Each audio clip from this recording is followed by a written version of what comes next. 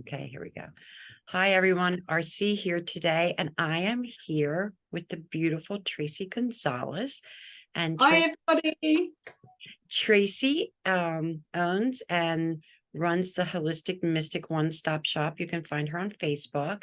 And we also do the Holistic Mystic membership group together, which I keep saying is a school. It's not a membership group, it's a school. It sort of is a school. It is a school. It needs to be turned into a school because there's so much information in there. But I wanted to bring Tracey on today.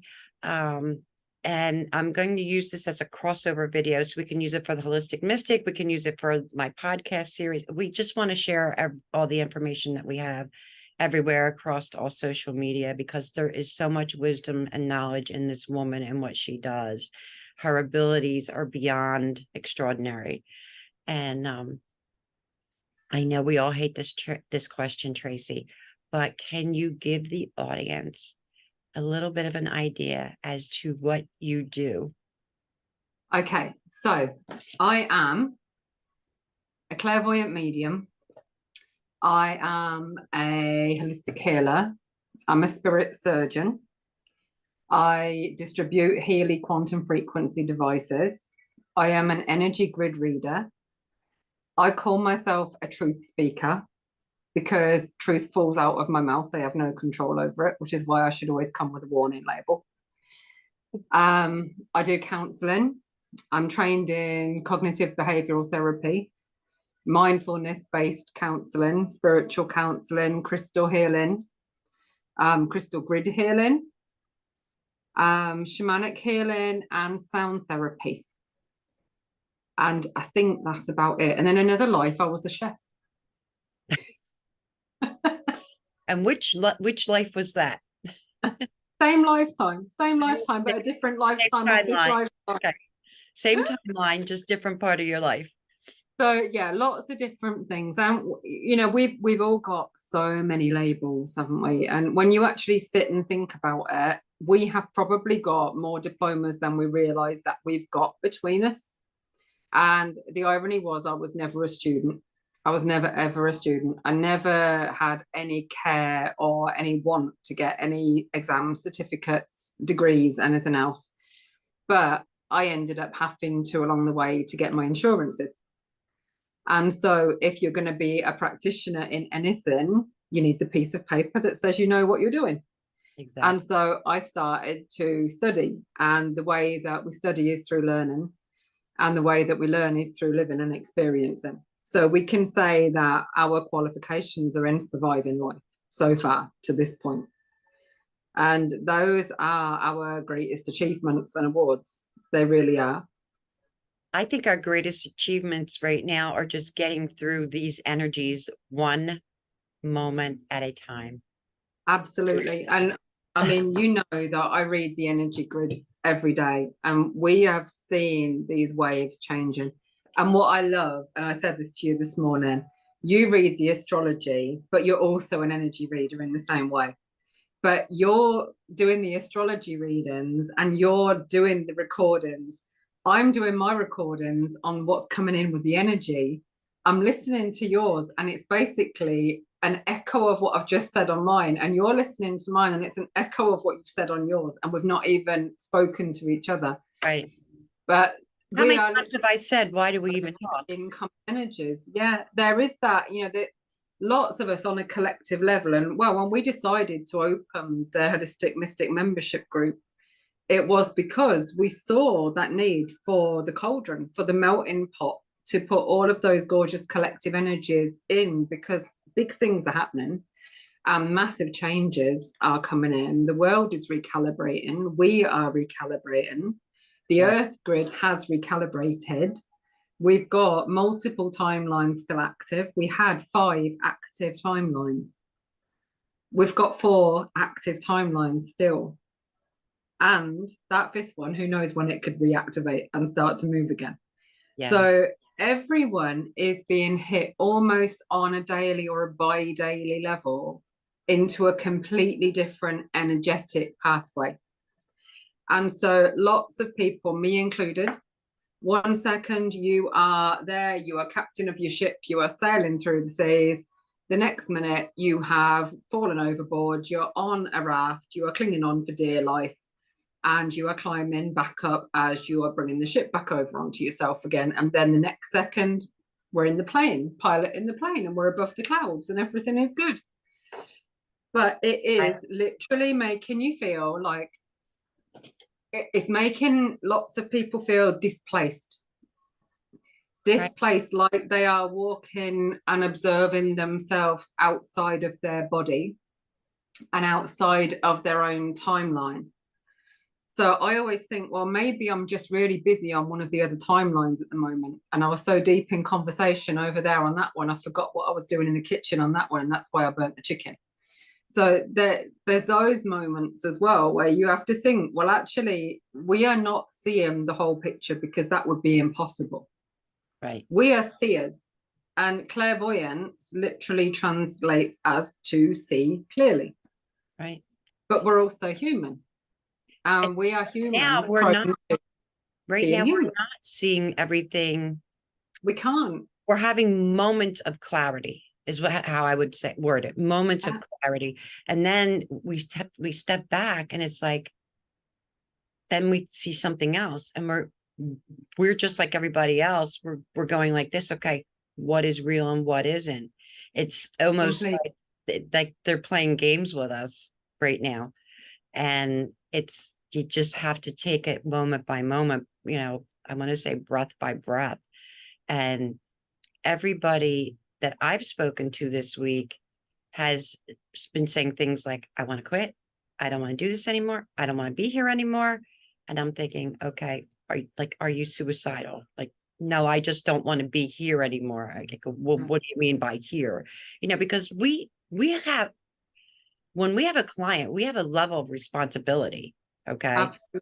And we want to make sure that we have that person in a safe space for their physical body before we walk away from them, before we hang up that phone or we disconnect, the internet, or it just like mine just comes off and on whenever the hell it wants.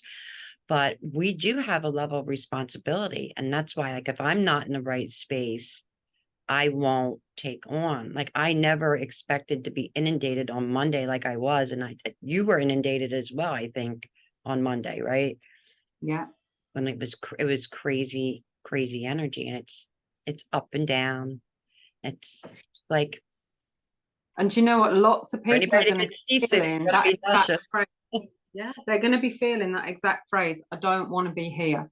And they don't mean I don't want to be living in my human life, I want to end my life. They mean I don't want to be in this energetic space, feeling what I'm feeling how I'm feeling, being how I'm being, even reacting how I'm acting. Because it's not that, it doesn't feel like the true us, because we're changing. Yeah. We've gone through so many up levels and so many shifts so quickly that we are completely different versions of ourselves and we can't keep up with us. And so it's like an Alice in Wonderland moment, where somebody is saying, well, how are you this evening? Well, I don't know. When I spoke to you this morning, I've changed a lot since then. Everything is curiouser and curiouser. And so as we turn over the rock, we realize that rock opened up a whole nother portal, and then we see another load of rocks, and then we go through that rabbit hole and we see more rocks.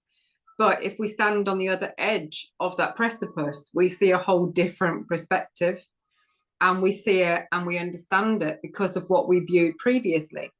But if we didn't view and see something previously and learn from our own experiences, or what we might have seen as our errors or lessons or mistakes or blessings, I always call my lessons my blessings, right? Because ultimately we are where we are because of the choices we've made, because of the pathways we've taken. But we can't relate to the next thing that we see until we learn from the last thing we saw.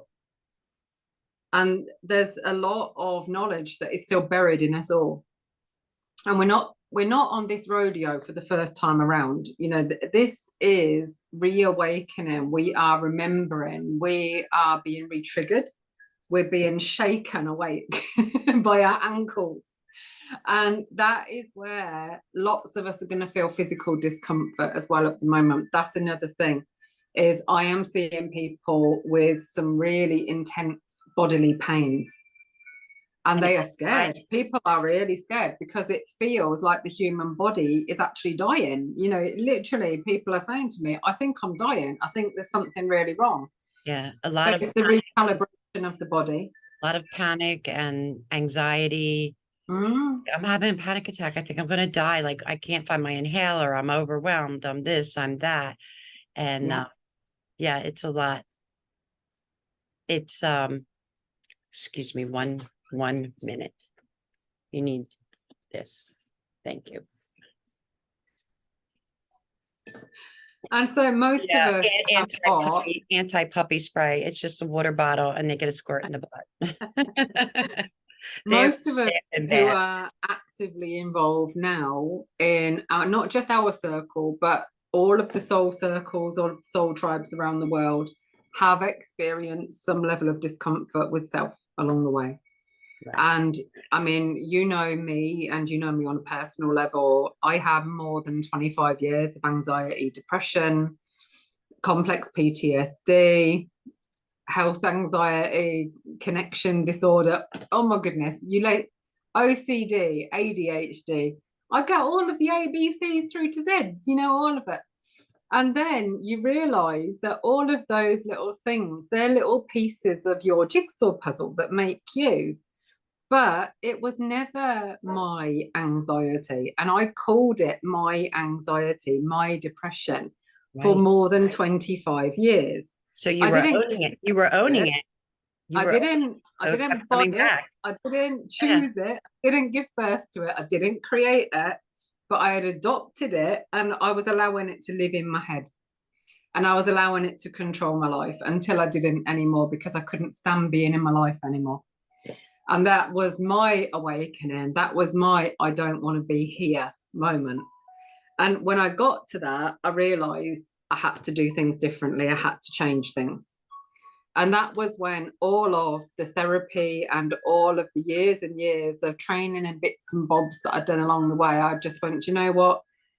This is do or die. This is now or there won't be another chance. I have got to change things in my world. And I did. And I took complete responsibility for my healing because we are all responsible for our own healing. No one else could fix me.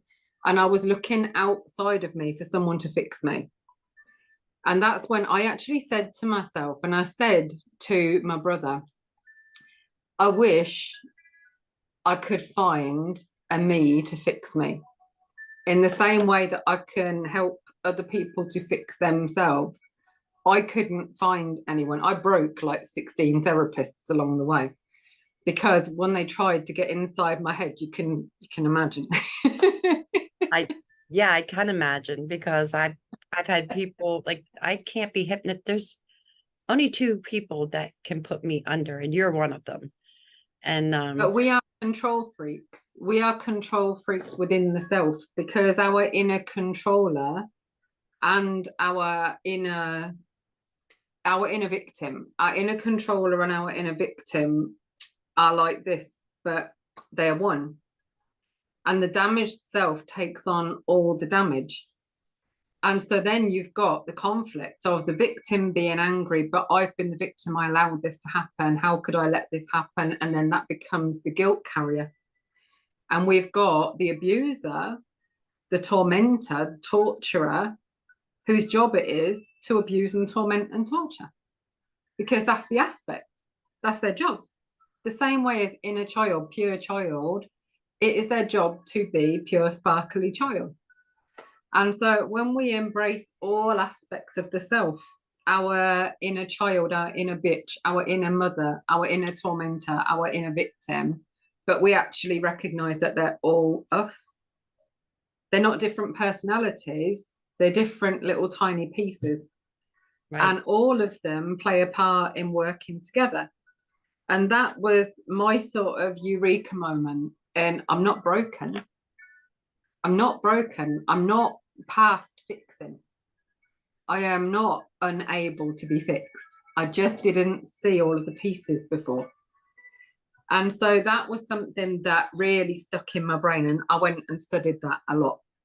Oh, I did a lot of research. Then I started to learn about neuroplasticity, and I started learning about different parts of the brain and how the brain responds. And then that took me into learning about cells and hormones and all of the different chemicals. And I'm not what I would describe as a studious or a clever person. I got written off as a bit thick when I was younger and always a bit stupid and whatever else. And I believed it. I firmly believed that I was too stupid to gain understanding through learning. You But carry we more in all your got brain. that as well. We've all got that little bit of, no, we're not good enough for that. No, we're not meant for that. But it's the honoring of self. And honoring of self means honoring all parts of self. And that is where we take responsibility for healing. Because when we say we are going to be whole again after feeling broken for so much of your life, it's a big change. It takes some adjustment. Because when you wake up and you can't find the anxiety that you've carried for more than 25 years, you actually feel a bit panicked because you can't find your panic. Right. Because nothing felt normal. And that's what I love about the healing modalities that I do now, is when I work with the spirit surgery, where you can literally move something that is blocked in somebody's energy and they move it from the person there and then. And I've seen people who have just transformed in that half an hour session and have walked away afterwards going, I don't know what you did, but it's gone. So I didn't do anything, you did. You released it. Right. And so they knew in that moment they were safe to release. And that's what lots of us have been called on to do. We have had our light quotients increased significantly, but not because we are meant to be better than anyone.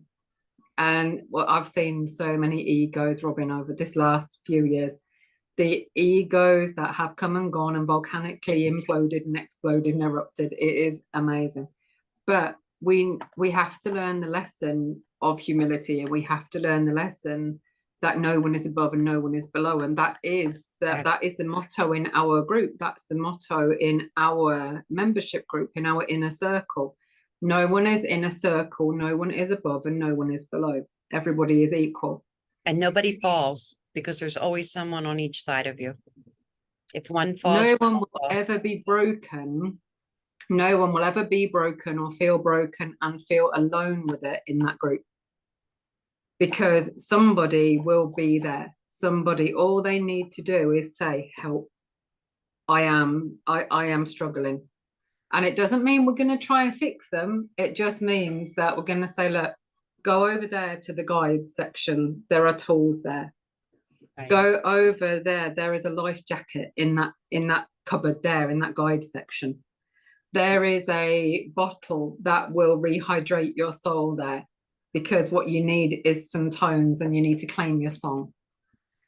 And yeah, lots of different people are coming in with no idea how amazing they are. That's what I love seeing with people.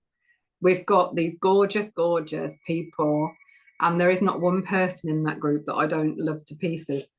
But we see all of their threads that they're bringing in.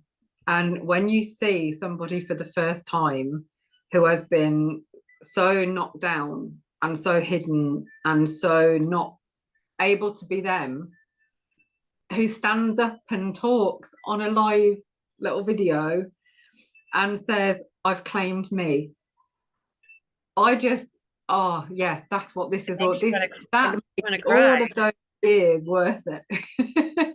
It makes you want to cry that they it does. That they feel safe. That's one thing about the membership group. Yeah. Everyone feels safe. Your privacy is protected. Nothing leaves the group. And everyone's been so mindful and respectful. Like, we've not had one issue. We haven't had to say to one person about anything. You know, I don't think you and I have ever really talked about this. I'm not sure, but I don't really believe that anyone is ever really, truly broken. No, we just feel it. When we don't feel hard because of outside influences coming in, but we're never really, truly broken. We get knocked down, but we always get back up. And, you know, when people say, I don't want to be here and this and that, and then people's like, I want to go home, but I don't know where home is. There's a lot of that in the energy. Like, I want to go home. I want my mom and dad, and maybe their mom and dad have crossed over. And, you know, there's And that's that person connecting to their inner child. exactly In that moment, that's the aspect that is the most important. And another thing to remember is that when we feel broken, it can literally be that we have got a piece missing. Because when we've gone through trauma, the soul can fragment, a tiny splinter can fragment. And that happens to prevent the rest of the soul from being damaged. right. And so we don't lose any part of ourselves, but in that moment, we sort of neglect to clean it and bring it back. And so sometimes doing something like a soul retrieval meditation to call back any missing pieces that might have fragmented away can be really useful. And something else we talked about before too was everybody talks about awakening, you know, like, and Kundalini awakening, and like there's this one great big massive awakening. And I do think that, you know, in the beginning we kind of have this big aha moment, but that's not the only one we have. We have many. We do that multiple times. Yeah, I mean, right now I feel like sometimes I'm doing it several times a day, even, you know, Yeah. because the energy's so accelerated. The conversation we had on Monday, you and I were both like, blah, blah, blah, blah, blah, blah, like we were so amped up. The both of us were so amped up And that you see, I know when we're both channeling, yeah, we end up channeling like monkeys because you don't hear what you are saying. And I think I've said this to you before, I never watch my lives back. And then earlier this year, my guide said to me, you should listen now. And I said, what do I need to listen to? And I sat intently listening. And they gave me a mirror. And I said, well, okay, shadow work, mirror work, reflection work, what do I need to do? But what they were telling me is I needed to listen to me. I needed to go back onto the live that I've recorded and listen to what I'd said, because I hadn't heard what I was saying as I said it. right. And I know that you've had those moments Remember what we too, say. because you don't. But every single time that we channel information and we pass information through, we are meant to also hold it and hear it and absorb it. But because you work as, I mean, you're a phenomenal medium, you're an amazing clairvoyant, and there's very, very few people that I let read for me. And there would be even fewer that have been able to read for me. But my guides took a liking to you. And they even showed themselves to you. They even showed themselves to you, which was such a beautiful comedy moment, but it was truly beautiful because when he said, I like her, we could have been something special. On the right timeline, he would have really taken a shine to you. I remember saying to you, whoever is standing over your right shoulder is really hot. I remember saying, yeah, you did, yeah. And you know, after that, I mean, they decided to make it their task to check in with you. And I mean, they were linking us together with messages and whatever we were going through at the time. And he decided that he was going to protect you because they decided that we were joined as sisters. And so there was an energetic bond. And you do find that lots of us have found soul families in the last 3 years. Lots of us have. And I definitely found a big sister in you. And we have mirrored and we've gone through our roller coasters. And I don't know how I would have managed if you weren't there over this last 3 years. Same here. Because there has been times where you have prevented me from becoming an absolute emotional nervous wreck. And there's been times where you have been the only person that I could talk to, because you were the only person, not just who would listen, but who could understand or who could even begin to relate.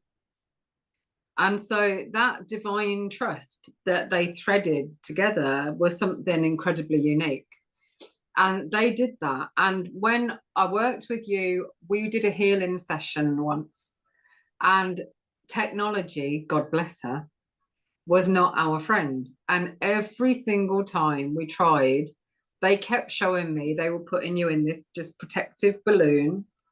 And they decided they didn't need me to facilitate your healing. They were just going to get you sorted out.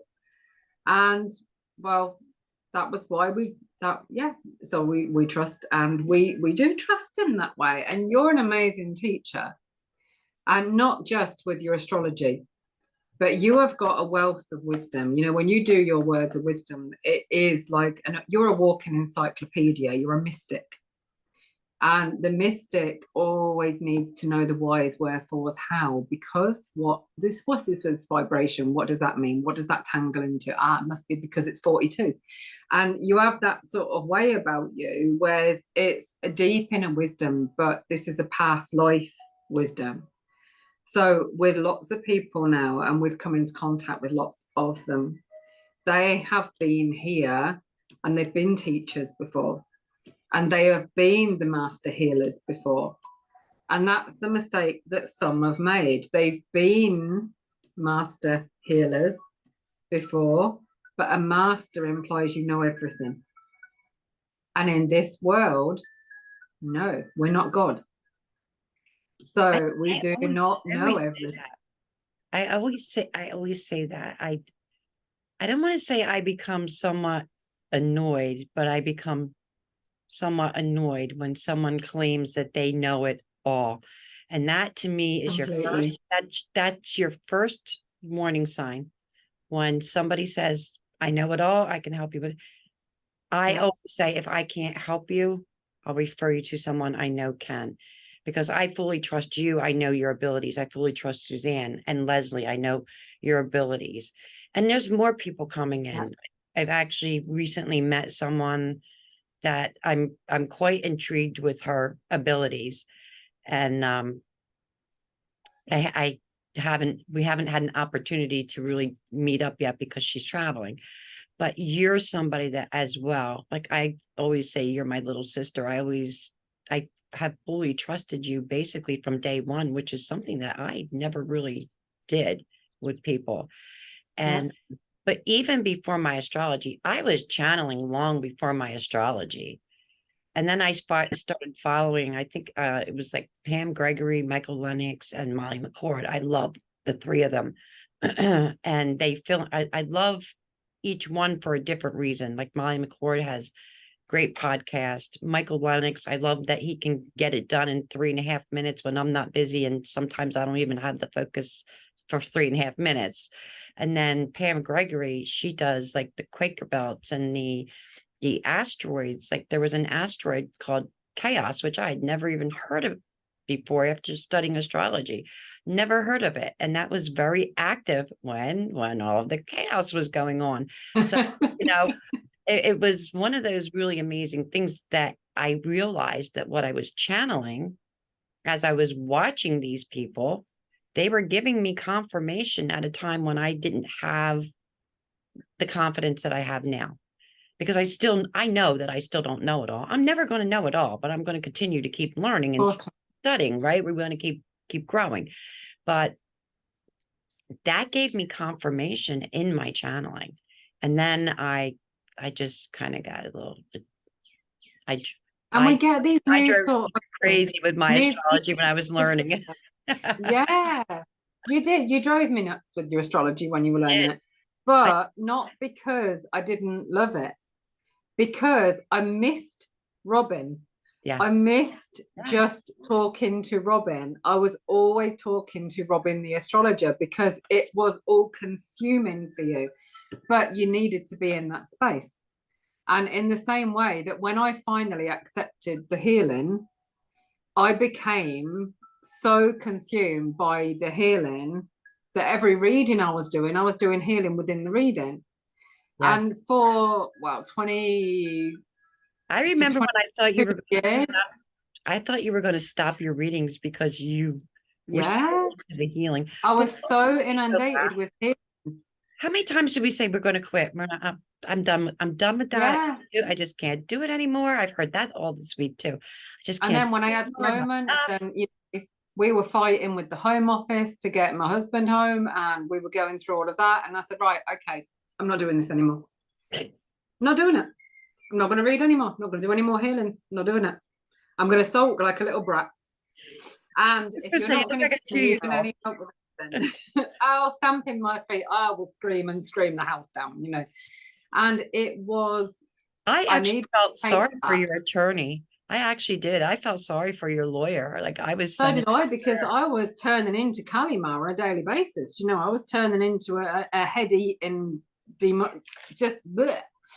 But it One day was, I called you Medusa. I'm like, are you okay, Medusa? I did, yeah. And it was, what head have you got on today, Trace? Which head are you wearing? Am I safe to approach or am I not? And we go through that in the same way Let that we go people through the know dark night of that we're soul. human as well. We go through Yeah. everything that everyone else does. When I say no one's exempt, no one.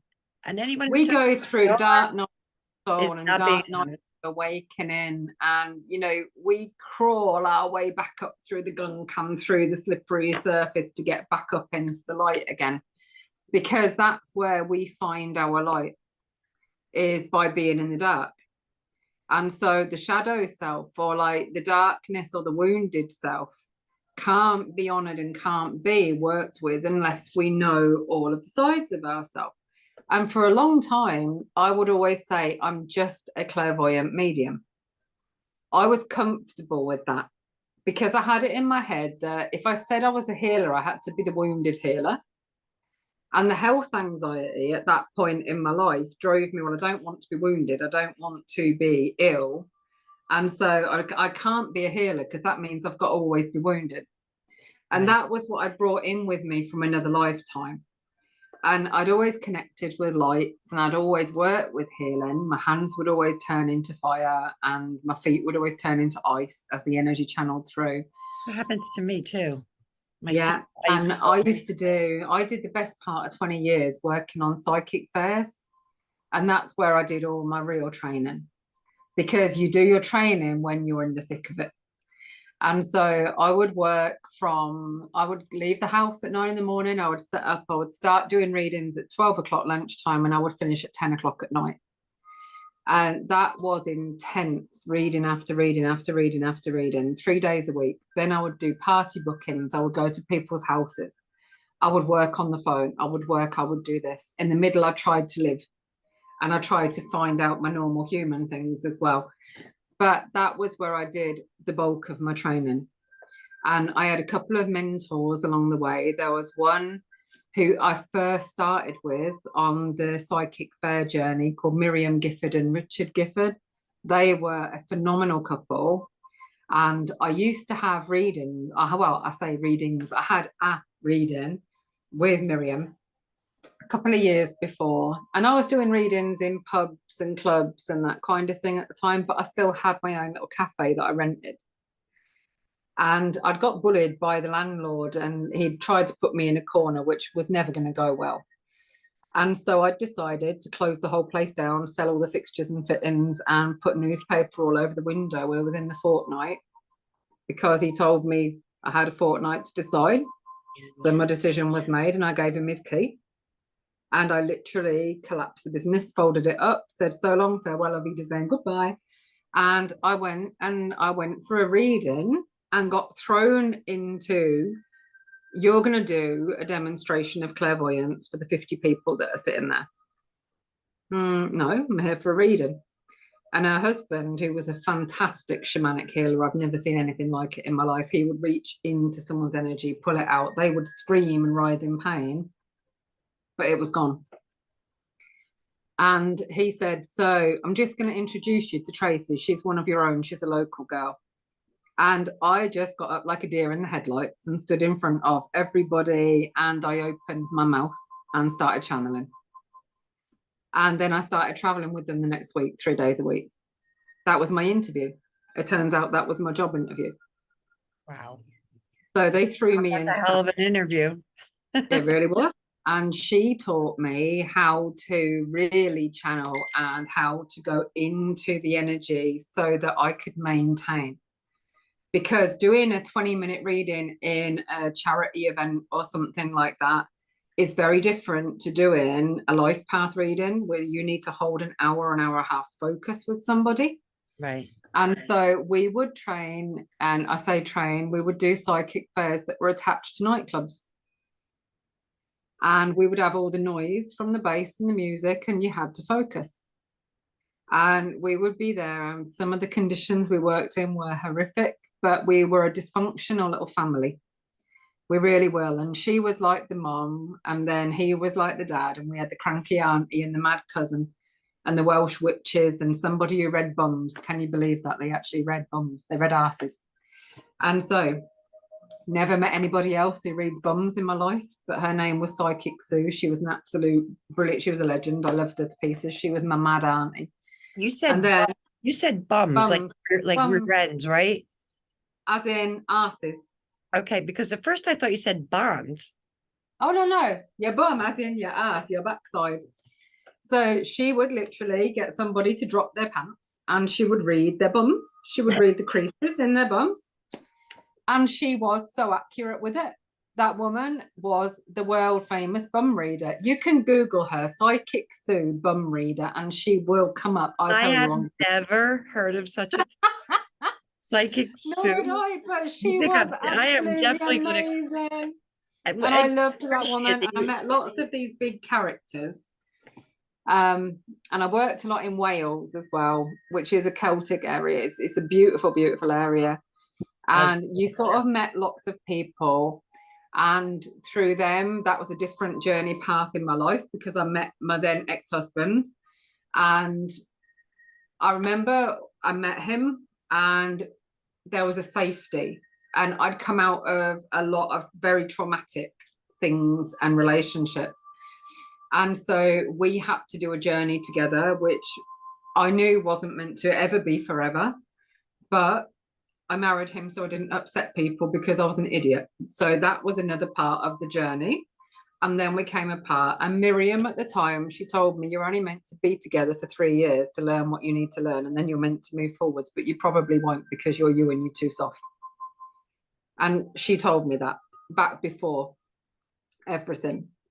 Anyway, I then left things we went one way and another like you do. You always end up parting company with those kinds of situations after a while. Then I met another larger than life character called Grandfather Michael. And he was my next organizer. So his psychic fair was a whole different dynamic. It was it was very mature. It was very serious. It was very grown up. It was very expensive. And so that put me into a very different consciousness because I suddenly had to pay out a lot of money to even be there at his events. And he said, can you hold your own? And I said, well, do you mean, can I be mouthy? Yeah. He said, well, yeah, that too. But he said, we try and hold it, but he said, you will encounter some bitchy witches and bitchy witches and witchy bitches. And oh my God, there was fireballs flowing across the room some days. But it was very intense in a different way. And I would go and set my board up. And then I went on to some different events and they would try, do you know what? And I know you've come across situations like this. I came onto a Mind, Body, Spirit event called Reiki Sounds. I will out them because, yeah, well, they deserve it. Basically, she would always try and sit me behind a pillar. She'd always try and put Is your insurance up to date, hon? Oh, it's fine. It's all done. I'm a truth speaker. That's the problem. We're broadcasters. That's the problem. We can't help but broadcast. And I don't think they're even running. I don't think they're running anymore. But they'd put me behind a pillar every time to try and sort of hide me to put their favourites up. Well, I would always pre-book my clients if they knew I was going to be in the area. So I would be working all day. And then I had the other people going, this is the Tracey show, blah, blah, blah, blah, blah, blah, blah. And I ended up not making friends in that way because when when people are jealous, it's a horrible energy. But if somebody else was busy, I'm like a cheerleader. I go, yeah, you're really busy. I'm really happy to see somebody else succeed. And so at the time I smoked and I'd gone outside for a cigarette, and one of these women who'd been particularly bitchy was outside at the same time. And I said, needed to ask you something. When you were talking really horrible about me earlier on, did you think I couldn't hear you? And she went scarlet. She literally went like beetroot red. And I said, it's okay if you were, because while you're being horrible to me, you're leaving somebody else alone. And I love you for it. Good for And you. that was the last event that I did with them, because they told me I wasn't welcome back after that.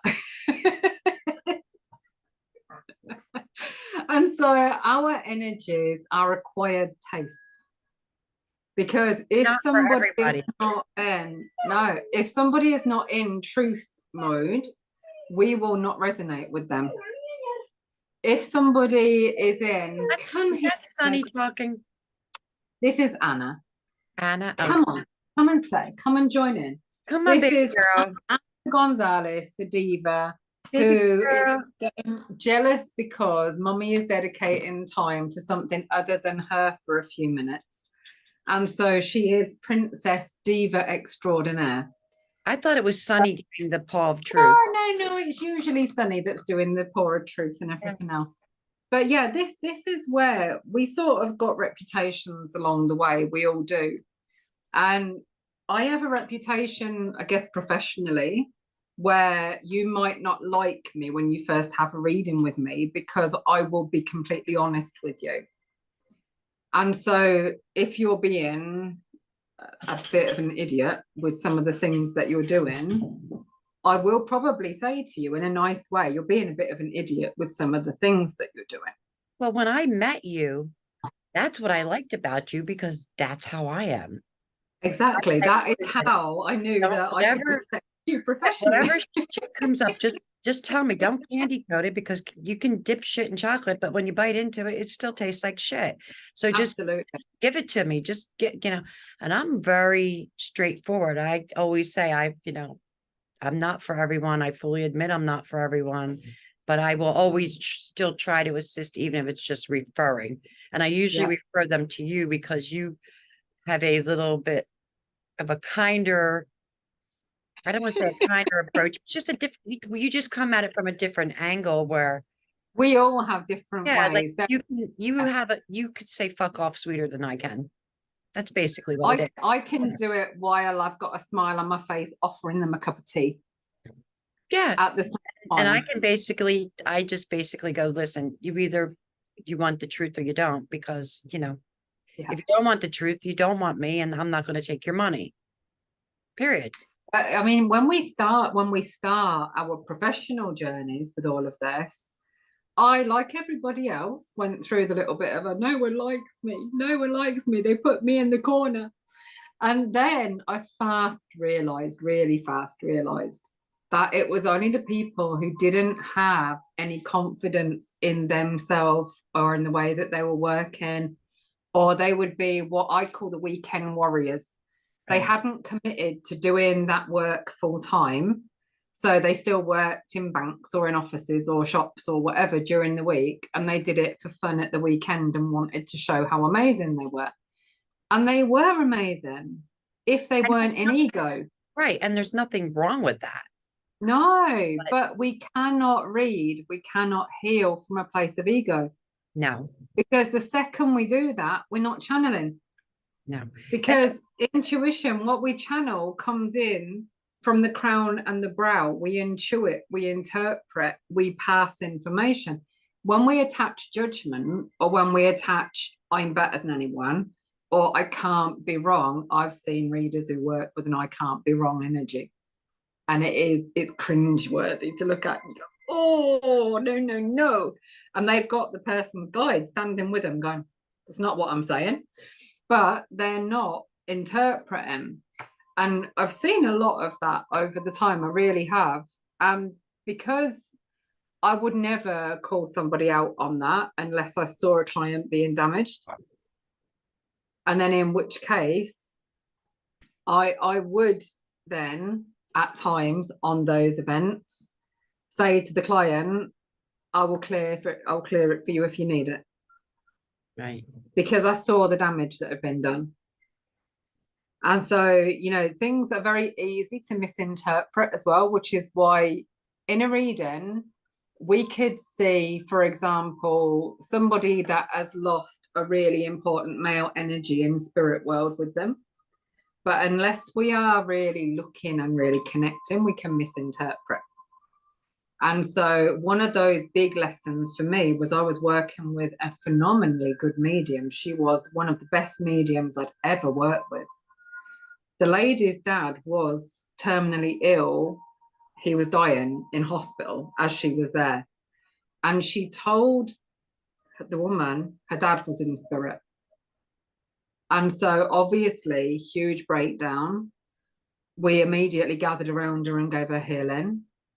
But what she had seen was the woman's elderly horse, who had been with her since she'd been a child, was in spirit world looking after her and also checking in with her dad. And he was letting her know, the horse was letting her know, which might sound mad to some people, but horses, dogs, cats give messages. The horse was letting her know that her dad was about to go, but it's okay because he was going to be there for him. But she got so caught up in the I'm right of the message, she forgot to actually hear what the message was. And that, as an observer, gave me a massive lesson. And so I trust exactly what spirit give me. Right. And I've used this example when I've spoke before. I had a great big, whopping, great big man who worked at a garden centre who came to sit with me at an event once. And all I saw was Dorothy from The Wizard of Oz and the red glittery shoes. And he sat down and I thought, oh my God, he's going to rip me apart. I'm going to talk absolute rubbish. This makes no sense whatsoever. I know this story. You told me this story. Yeah. And I said to him, okay, I can't say anything to you until I get these red shoes out of the way. And this man just burst into tears. And he was about to go through a transgender operation that week. And this was years back now. And part of his coming out outfit was the glittery red shoes and a red dress that he's bought. So he was going to look like $1 million. And spirit told him he was going to look like $1 million. That gave him the blessing from his dad in spirit. That was all he needed to know. He didn't want the rest of the reading. That's all he got, what he came for in that moment. And so never discount anything that spirit gives us. That was the message. That was what I learned that day. Yes. And sometimes we get the weirdest things. Like I remember once I did it kept showing me a horse and wagon, like an old fashioned horse and wagon from like a Wild West movie, right? From like a Western. And I said to the woman, I said, I really don't know what to make of this. I said, but I have to tell you what they're giving me. And when I told her, she broke down crying. She was getting ready to everything to her.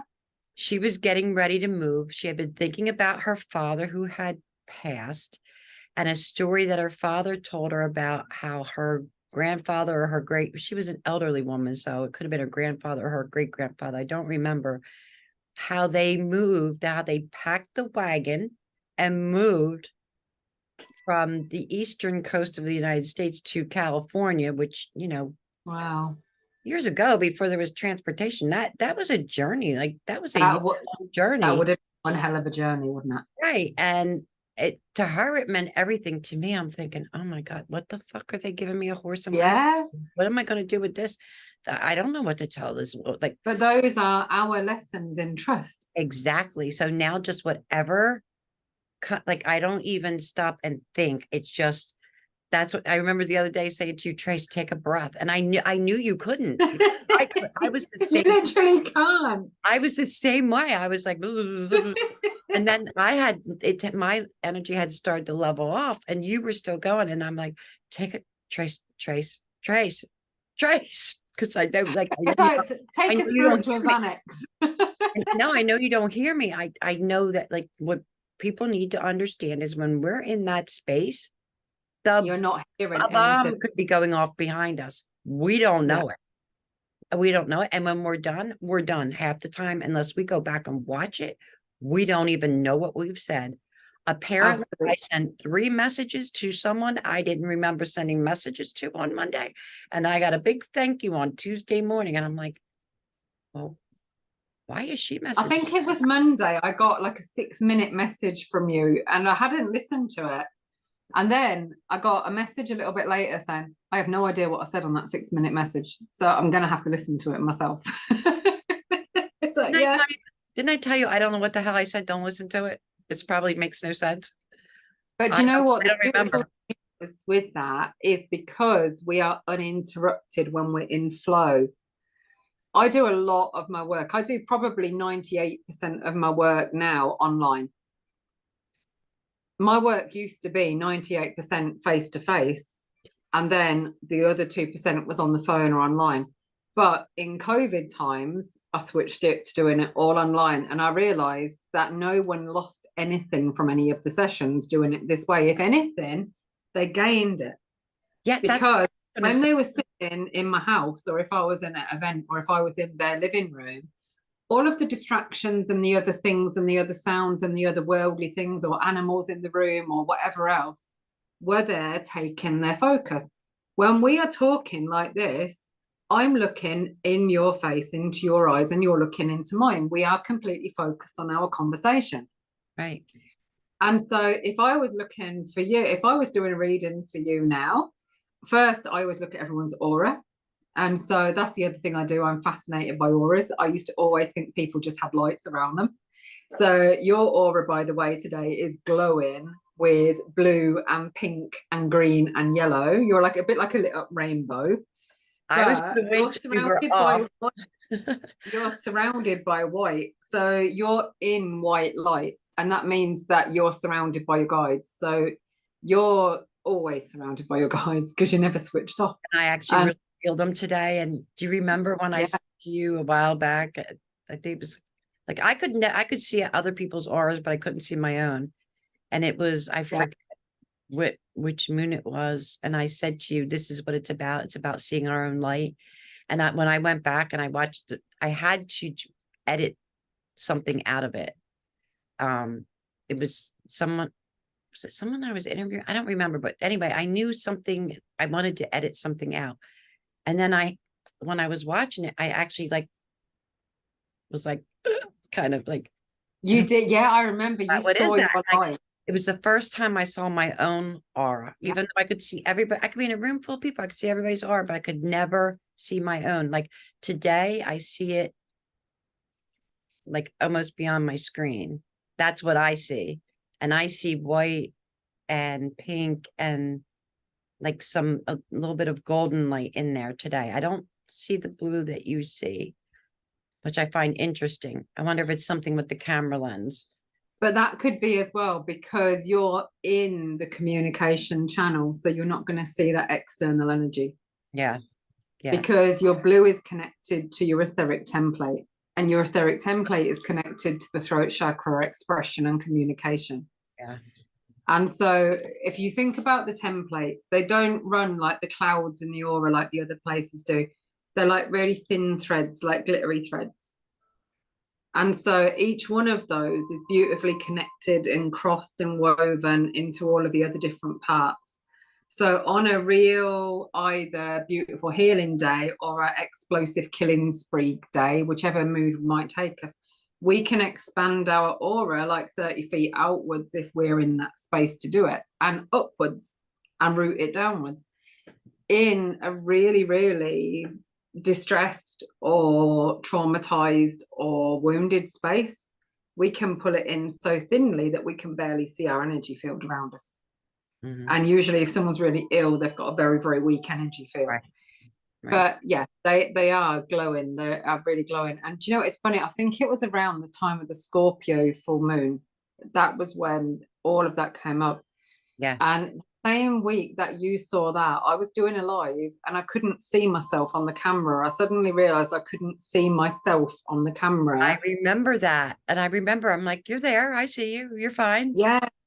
And I thought, what's wrong? What's going on? Something wrong with the screen. And it wasn't, it was the energy and it was my aura that was just so visible in that moment. Yeah. And then I'd connected with one of the healing energies, and it was an angelic energy. And all of a sudden, this sort of great big wing shape just came in front of me, and I couldn't see anything. And it was like blinded by the light, literally being blinded by the light. I couldn't see anything. I didn't need to. You were this glittering golden form.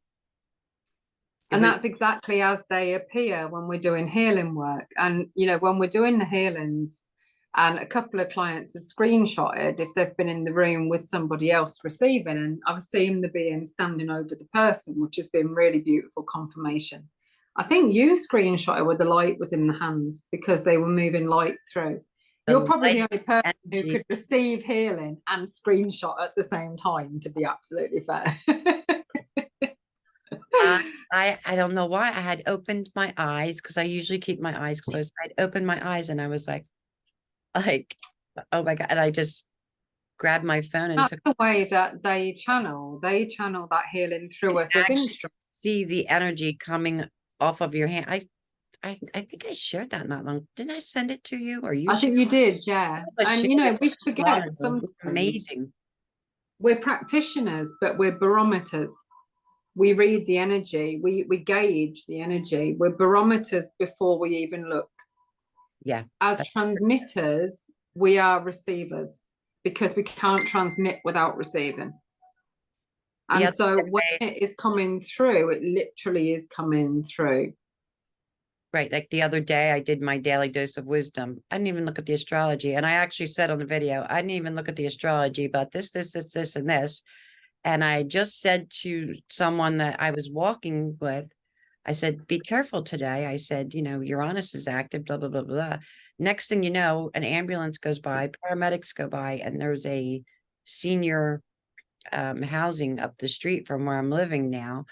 And here comes the helicopter. Somebody's being medevaced out. And then literally turn around walking back and hear crash. There's a car accident. And I'm like, please, let me just go home. Let me go home. Don't touch a knife. Don't play with scissors. Like, I was afraid to open boxes. I'm like, let me find some boxes. Don't need to be cut open. Like, now I am wondering. Cut my finger that day. I think it's the same day. I'd done a TikTok video or a video on Facebook, and I'd given something in that energy report about everything being a bit lapsy daisy and a bit mishap potential, and you could trip over your own feet because your energy was all out. And then you told me that yeah, no need to speak to each other then as normal. We can just sort of get where the energies are at. Half of our we're seeing all of that. Why do we even talk to each other? Because we're just like, you'll leave a message, and when I get something, you'll leave exactly the same one for me. Yeah, like I'll be like, well, let me send this to her before I forget it, and then go back and listen to her message, and then I go back and listen to your message, and then I'm like, why didn't I just listen to your message first? Because you just said the same thing that I just sent to you, so don't listen to my message. Like it's there's just this undeniable proof. There are times that I don't get how people don't get it, but then again, I remember when I didn't get it. I'm exactly the same. It's like everything's staring you in the face. Yeah. And it's so that everything is so connected. Like, here I am, my poor father had to hire a tutor because I hated math. I never liked math. And I do this numerology and the astrology, and I was channeling long before that. And she's an alchemist and works with sacred geometry and the angles and the percentages. Like the thing about the other day when you and I were on the Holistic Mystic membership group, when you shared, like, and I found this one that here. I drew out the code that had been shown to me, and then you go and pull out something so similar, right? Because this had been brought in through a meditation in through my third eye. Well, let me ask you a question, because when I first, I actually did one of these months ago, before I moved. Okay, like I don't know if it was around. It was before Christmas. It might have even been like last fall or summer. Because I thought originally this was a crystal grid that I was meant to do. I thought it And was, then I I thought it realized was the it was C a virus. code. I'm like, why are they giving me a freaking picture of the virus? Like, and then it all came to, then like now it's come together for me. But it was kind Yeah. of like two different, and I'm look, I'm so organized, right? Because when you're channeling, you just grab whatever's like I've written on toilet paper, napkins, paper towels, you name it, anything. Same. And like Yeah, I'm when they give it to exactly you- the same. when they give it I to could put out a you, whole bunch of papers there, and I've drawn out. Well, you told me I drew out something from an astrology thing. It didn't mean anything to me at all. actually drew the finger of God, and she knows That was nothing it. about astrology. She drew the finger of God Yeah. right before that astrological event occurred, which is also referred to as the tail of the dragon. It's part of the Taurus constellation. I And sat out I'm there on the looking at her and I'm like, just drawing. you know what that, you know what you just did? And she goes, no. She goes, I don't understand. Can you, she goes, does this make any sense to you? Like she's real ditzy do. I want to call her ditzy do sometimes. She's like real ditzy do. Like, do you like, I don't know, does this mean anything to you? And I'm just like, hello. Yeah, you're a fucking Einstein. You just drew the finger of God and you know nothing about astrology, but yet she channels the shit every day. And then it turns out that I drew two birth charts together that overlapped to bring them together. I did not know that either. So that for me was an interesting one because I have an astrologer guide that works with me. The And complete so when I'm doing someone's reading, I reflection, talk about it, it's them. the complete mirror reflection of her own birth chart she drew without even knowing it. I said, let me see that. And I pulled up that person's birth chart because it was someone that I had known, that I had done their chart. And I'm like, yeah, this is so-and-so's chart. Yeah, I think you got your shit together. Like I was in all of that. Like I wish I had an astrology guide. In that case, we can say I'm a bit Now lazy because because now I you don't put even look a at the lot of work astrology, in. I know it.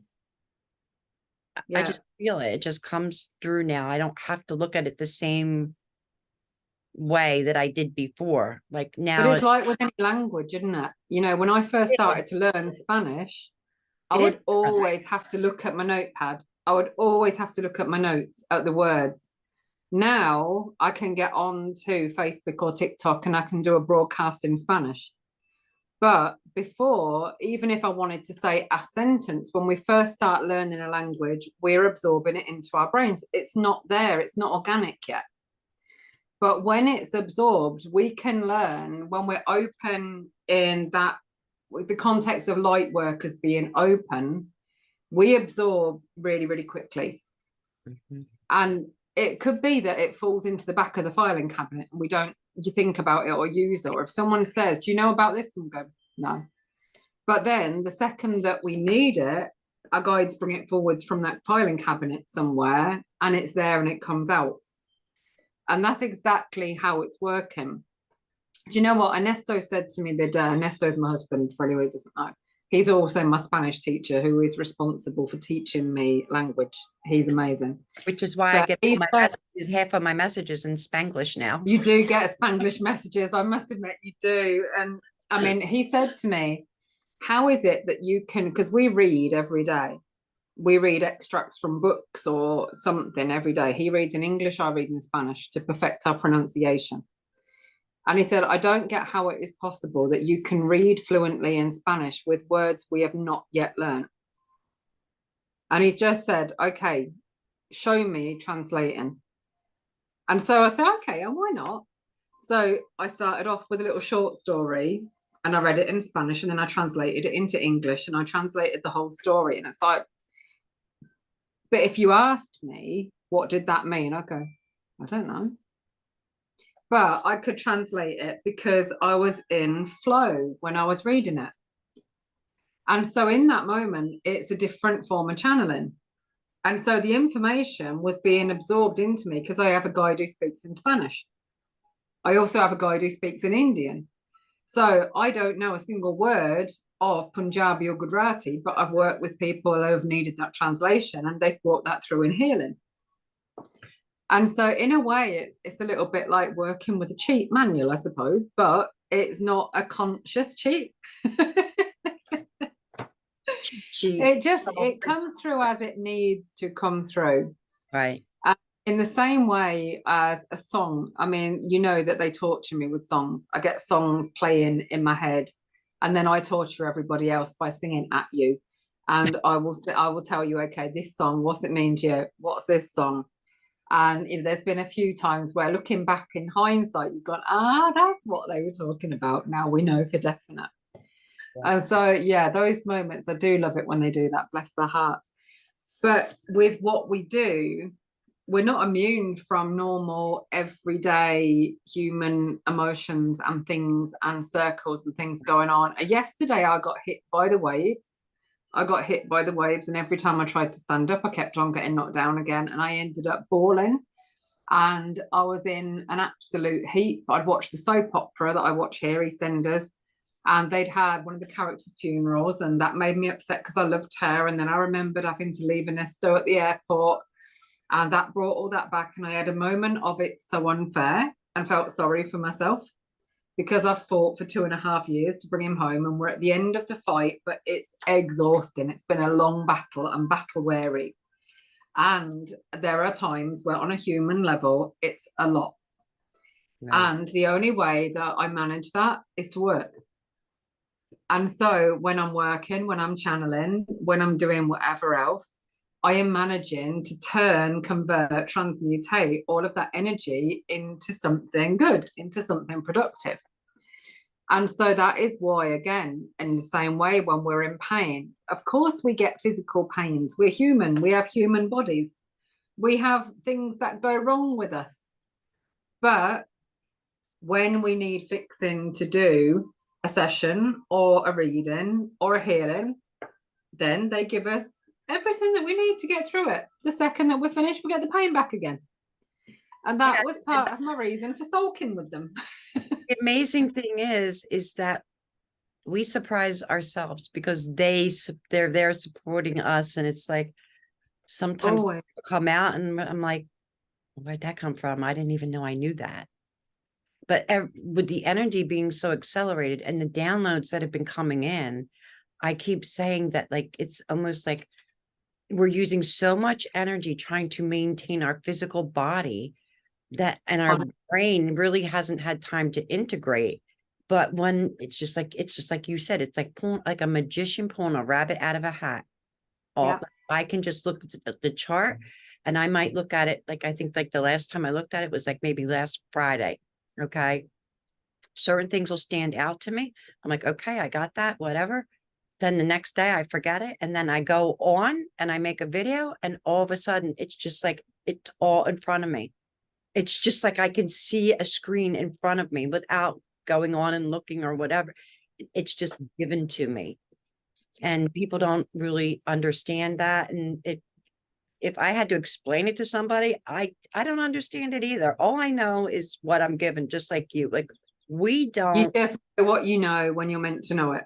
And And the other thing is to as learn well, patience, to learn the patience to, because we want to know. We want to know. We're excited. yeah, We're human. We're just like everybody else. Everybody wants to know, wants to know. Of course, sometimes I don't want to know, but you um, still. but they And remember when we're in that accelerated mode, we burn fuel like nitrous. We literally burn through fuel like it is nothing. So if on any of Monday, you have been feeling absolutely ravenous, or who have just been, you can finish your drink and you feel thirsty. You can eat what you've got. And even if, I mean, I'm not a big eater at a time, I get overfaced with big meals. I'm a grazer. I like little things. I'm a snacker. right? But I'll eat and then I don't want what I'm eating because I'm just not wanting to eat it, even when it's something that I want. But then I'm hungry. Or So I force craving myself something to that you eat don't it. really like. Like, I had Yeah. cravings for some stuff that I don't even like. And then, like, on Monday night, because Monday we used up so much energy on Monday, and it was late, and I remember leaving a message for you. I'm so glad you're sleeping, because here we go. Here comes round two. Yeah. I had like a half a pound of leftover tortellini in the fridge, and I was home alone, and I was like, And you know, I don't really eat that because it bothers my stomach, right? Yeah. I ate every bite of that. I actually ate so much that the next morning I still felt sick. I could still feel like all that pasta sitting in my stomach. And I'm like, why did I do that? It wasn't gluten free. Now I'm all bloated. And I couldn't stop eating. I was just like, I was like, But like, I did that with a jacket potato the other day. And I have a weird thing where my body can't process potatoes because I get sleepy. If I eat more than that much potato, I start to comatose. and you know me, I'm And not a big eater. Like, I'm like you, I graze, I but pick up. I couldn't stop eating this potato, and I could feel my eyelids getting heavy on me, but I was still eating this bloody potato. And afterwards, my energy was up. I couldn't believe it. I'd burnt the fuel off so quickly. And I mean, I am, What is it? Potassium in them? yeah, Potassium? it's got to Yeah. be, but it's the starches. I can't normally break it Yeah. down. And for a long time, when I was really ill, I couldn't eat fruit and I missed fruit a lot. But my body couldn't process any of it. I just couldn't eat it. And the other day, so what do I need to eat? What do I want to eat? What do I want to eat? So for dinner, I had 2 mangoes and about half a pound of grapes. And that was, I was going to eat half a mango chopped and then I ate the rest and then I ate another one. And then I was talking to you at a time, I can't stop eating grapes. I was putting one in after the other in my mouth. Then I ate an orange because oranges for me are like, that was my trophy of having got myself well because I couldn't eat an orange before. Yeah. The same as I couldn't eat a tomato for about 4 years. But when I got well through using my Healy device and through doing the healing work, I could eat those things. So they were like massive celebration things that I ate. And I had about 3 days where all I wanted to do was eat fruit. And I mean, it was hot. We did have, hot weather as well. So when it's hot, usually I eat light. I eat fruit, salad, that kind of thing. But yeah, I just couldn't stop eating fruit. And the more I was eating, the more I wanted to eat. And so, oh my God, I feel like some kind of addict at the moment. But at least it wasn't chocolate. It could have been worse. It could have been chocolate or something really sickly that I was eating. But yeah, it was absolutely crazy. It really was. So we're seeing that. But what we're burning off, and we are burning a lot of fuel off when we're in high frequency. Like nitrous. Yeah. It is. So even people that usually would sleep through the night are saying just now they're getting to like 3 in the morning, they still can't go to sleep. People that don't usually sleep for more than a couple of hours are needing to sleep for 7 hours. Yeah. It's a complete swing in the energy system. And yeah, it's a lot to adjust to. It really is. And then as soon as we adjust to it, all of the energy starts to shift and change again, and we go back into reverse. And so we can't keep up with ourselves in the right way. And that's leaving a lot of people feeling fragmented and snappy. It's leaving a lot of devastation because people are going at each other. They are communicating, but they're not communicating and hearing each other. They are talking at each other Without but they're listening. not hearing. Mm-hmm. And we always say 2 ears, one mouth. And so when we talk to each other, and it's ever so easy to talk over each other online, it really is, because we sometimes get a delay with a couple of seconds or anything. But I'm really conscious that, sometimes we don't hear when the other one is still speaking, but we are super conscious of it. So we take care not to do that. But there are sometimes, even with a client session, I can be working with a client and I am trying to tell them what their reading is, and they're talking over me. And they're asking me a question about what I'm trying to tell them. It's like, your ears are not working. Because literally, I have just said that exact sentence to you. And so I'll tell you again, because I can't change what is there in your reading. I will never try to change anything. What's there is there.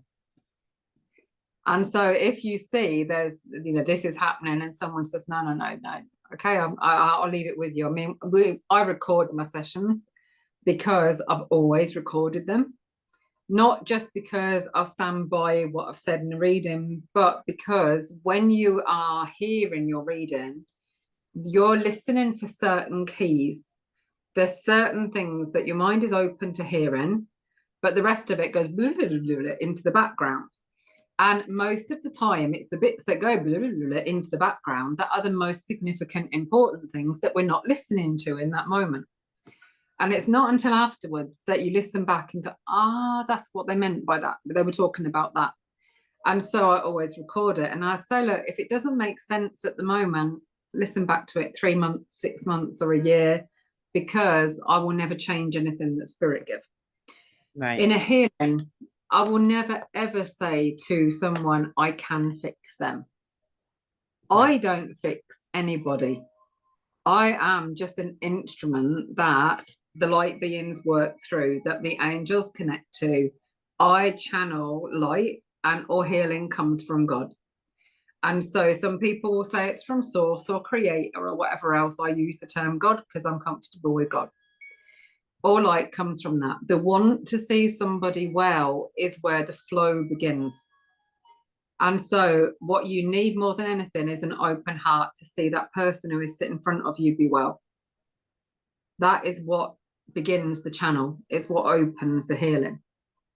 If you've got somebody who cannot care less whether somebody sitting in front of them receives what they need to receive, they could be the best healer in the world. In that moment, they're going to be the worst. Because you cannot ever say, I do this. And I mean, you've told me before, no, this was you. And it's like, no, this was them. Because I can only ever give what they give to me. Right. I can only ever channel what they channel to me. I can only ever pass healing through that they pass through me. And so I guess there's a little bit of a lack of self-belief that lots of us have in that way, because as the instruments, as the facilitators, as the practitioners, we don't really ever go, oh yeah, we're good at that. Because we constantly are, we're just the instruments. And of course we have to have the knowledge. We have to be in control of our vessels in that moment. Our body is the vessel. And our words are the energy. And so if you look at songs at healing tones, and I work a lot with healing tones and chakra tones, and the sound will be felt somewhere in the body. And if we are open to hearing earth sounds, if we're open to hearing earth music or spirit sounds, we can hear it like a really super high frequency, like a up in the head. Or we can feel it buzzing through the body, like we're sitting on something vibrating at the back of us, and you'll suddenly feel that in your knee or up in your stomach or in your throat. And how many times have you thought, well, what's caused that? You'll have a twitchy eye, or you'll have a sudden little random pain in your elbow. And it's all energy moving through the body. That's what we're all of a sudden I'm starting to itch here, here, now my arm, and I'm like, okay. Yeah. And like, you know, when you think about that, your skin is your biggest I wanna organ say, in your Tracey, body. who on the feminine, just like a feminine energy, but like as you were saying that, it's kind of like she's got it kind of thing. Like, and I'm like, okay, well, wait a minute, I have a man over here and I got a woman over here. Like, And this is the other thing that we're all finding, you know, we can have just a chat and we're starting to channel. And I don't want to say we don't want to, but it's like, this isn't really a convenient time, you know, like, yeah, can you wait till we're done? No. absolutely. When you're shopping in Tesco's and you're at the checkout and or you're going to scratch your arm off. Jones, you want to tell Mrs. Jones he got there safely. And, you know, that is a part, there's a lot of what I call leaky mediums. And leaky mediums can be more damaging than helpful. Because just because spirit want to tell somebody a message doesn't mean that person is emotionally, mentally, or energetically ready to hear that message. That's right. And it's not our right to pass something into someone else's information field or psyche that they're not ready for. Right. And when we first become active in this, we want to pass all the messages that we ever get. And we know that it can bring someone peace and it can bring someone healing, but sometimes it doesn't. And so we have to know the boundaries. And we were talking earlier on about boundaries. You know, one of my absolute favorite words is no. No, period. So, no, period. No is the sentence. No is the conversation. No is the answer. No can even be the question and the answer at the same time. I love the word. And at one point in time, I was really uncomfortable with saying that word. One of the smallest words that we have in our dictionary, but one of the most powerful. And unless we can say no, we have no boundaries. We become limitless, but we come limitless to the point where we end up feeling so limited with what we have left that we have nothing to give. Yeah, we become depleted. Absolutely. And when we're depleted, we do not operate on all cylinders. We go into a survival mode. So we can get through the day with a finite amount of energy, and we can still function to do the basic human tasks. We can still live, survive, blink our eyes, breathe, poo, pee, eat, whatever else. But we are not going to be firing up in the way that the energy needs to be fired up. Right. And so, you know, you'll see somebody, for example, they've got a big thing planned. They have got a family gathering planned. They've got, I don't know, a surgery planned, or they've got a whatever plan. They have got a company thing to organize. All of a sudden, even though in spite of the fact everyone knows that they've got all of that on their shoulders, everybody decides that is when they're going to dump on that person. Not in a bad way, not in a horrible or a thoughtless way. It's the lack of thought. So it's not thoughtless, it's just without thought. And that can be enough to push you into complete depletion. Unless you say no. So we need to say no. We need to practice. You sing that. No. No, no, thank you. No, thanks. And you know, we do it, and well, you have got the prime example there. You've got two babies, and we say a lot of no's when our kids are little, when they're about to touch the electricity socket, no. When they're about to pour the hot coffee, no. When they say, can I have this for the 87th time? No. So we get used to saying no, but we need to also tell ourselves yes. We need to give ourselves permission. True. Because we get so caught up in what we have to do, what we are doing, what we need to do, what other people need to be done. We forget that we need to say to ourselves, yes, I will give you that. I will sit with my feet in some salt water with rose oil. I will do my hair. I will file my nails that I haven't done for the last 15 days because I haven't got round to sitting with my nail file. I will paint my toenails that are chipped and looking really horrible, but I haven't got round to doing it because I've had everything else as a priority. So we need to give ourselves permission, because permission allows the healing to flow in, which allows us to rest and recover, recuperate, and fire back up on all cylinders.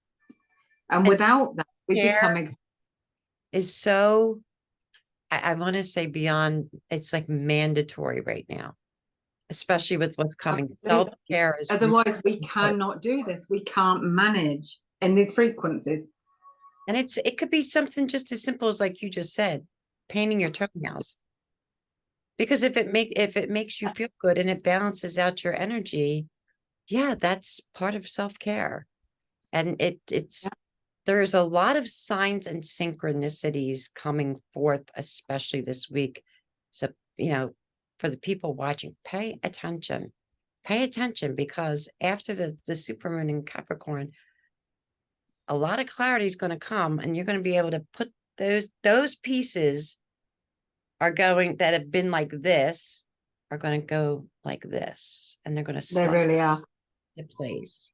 So the pieces are going to come together. You've been being given little bits and pieces here and there. We all are. I don't think anybody has really the whole picture, because so much of this is just unprecedented period, or if it's happened before, it's so old it hasn't been documented anywhere. But a lot of things. And there's some really special changes that are coming in. The energies are going to be magical. They are transformative. It is. But that doesn't mean they're going to feel like softness and unicorn rainbows and sunshine. They are going to feel Yeah. like they are, they can be painful, they can be messy, but it's not that harshness that's in this. It's not that strip you down to your bones and make you rebuild everything. It's a lot softer. And do you know what? In the same way that we're It's softer responsible, after the moon as well. The yeah, super, because whatever we're releasing now, after this moon, you're going to have the clarity. You're going to know what you're taking with you and what you aren't taking with you. And that final release is that final. And if you don't release it, you're going to be carrying it with you for another 10, 15 years. Choice is yours. And it's kind of like tough love, kind of like that mothering or fathering tough love. and we have to do that with ourselves as well. In the same way that our healing is our responsibility, everything that we feel on the receiving end of also has to be our responsibility. When we are feeling overstretched, overburdened, overdone, depleted, it's our responsibility to attach the boundaries. It's our responsibility to not allow people to take.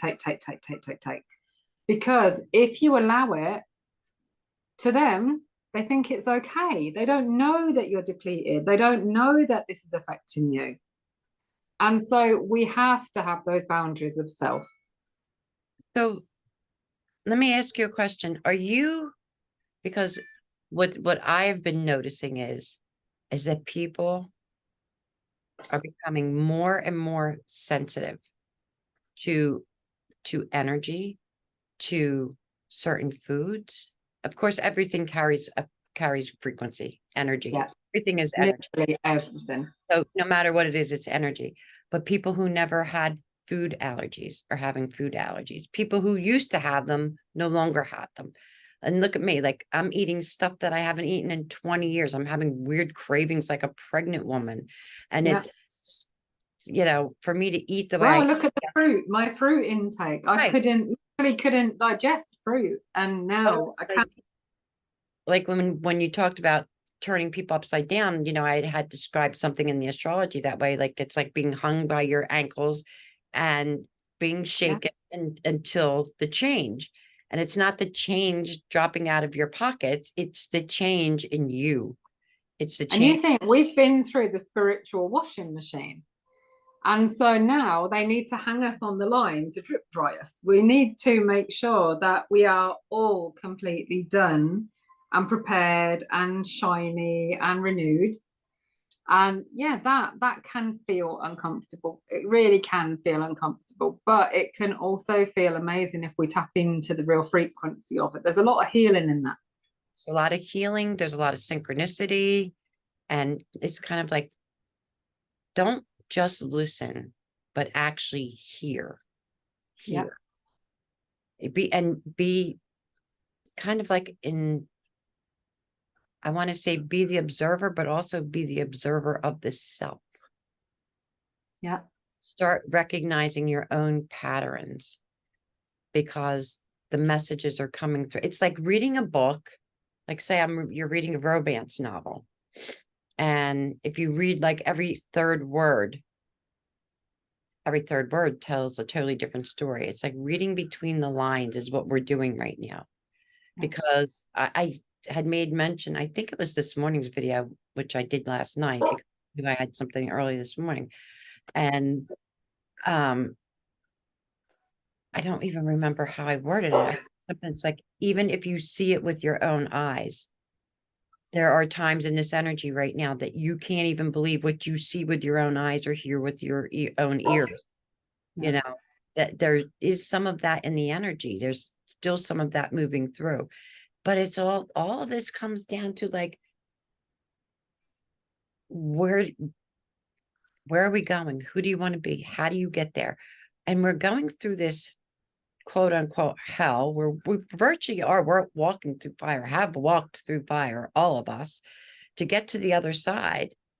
So what's on the other side? We've built the strength and the resilience because Jesus Christ, God, if you're still here, that in itself is a miracle after the last 3 years.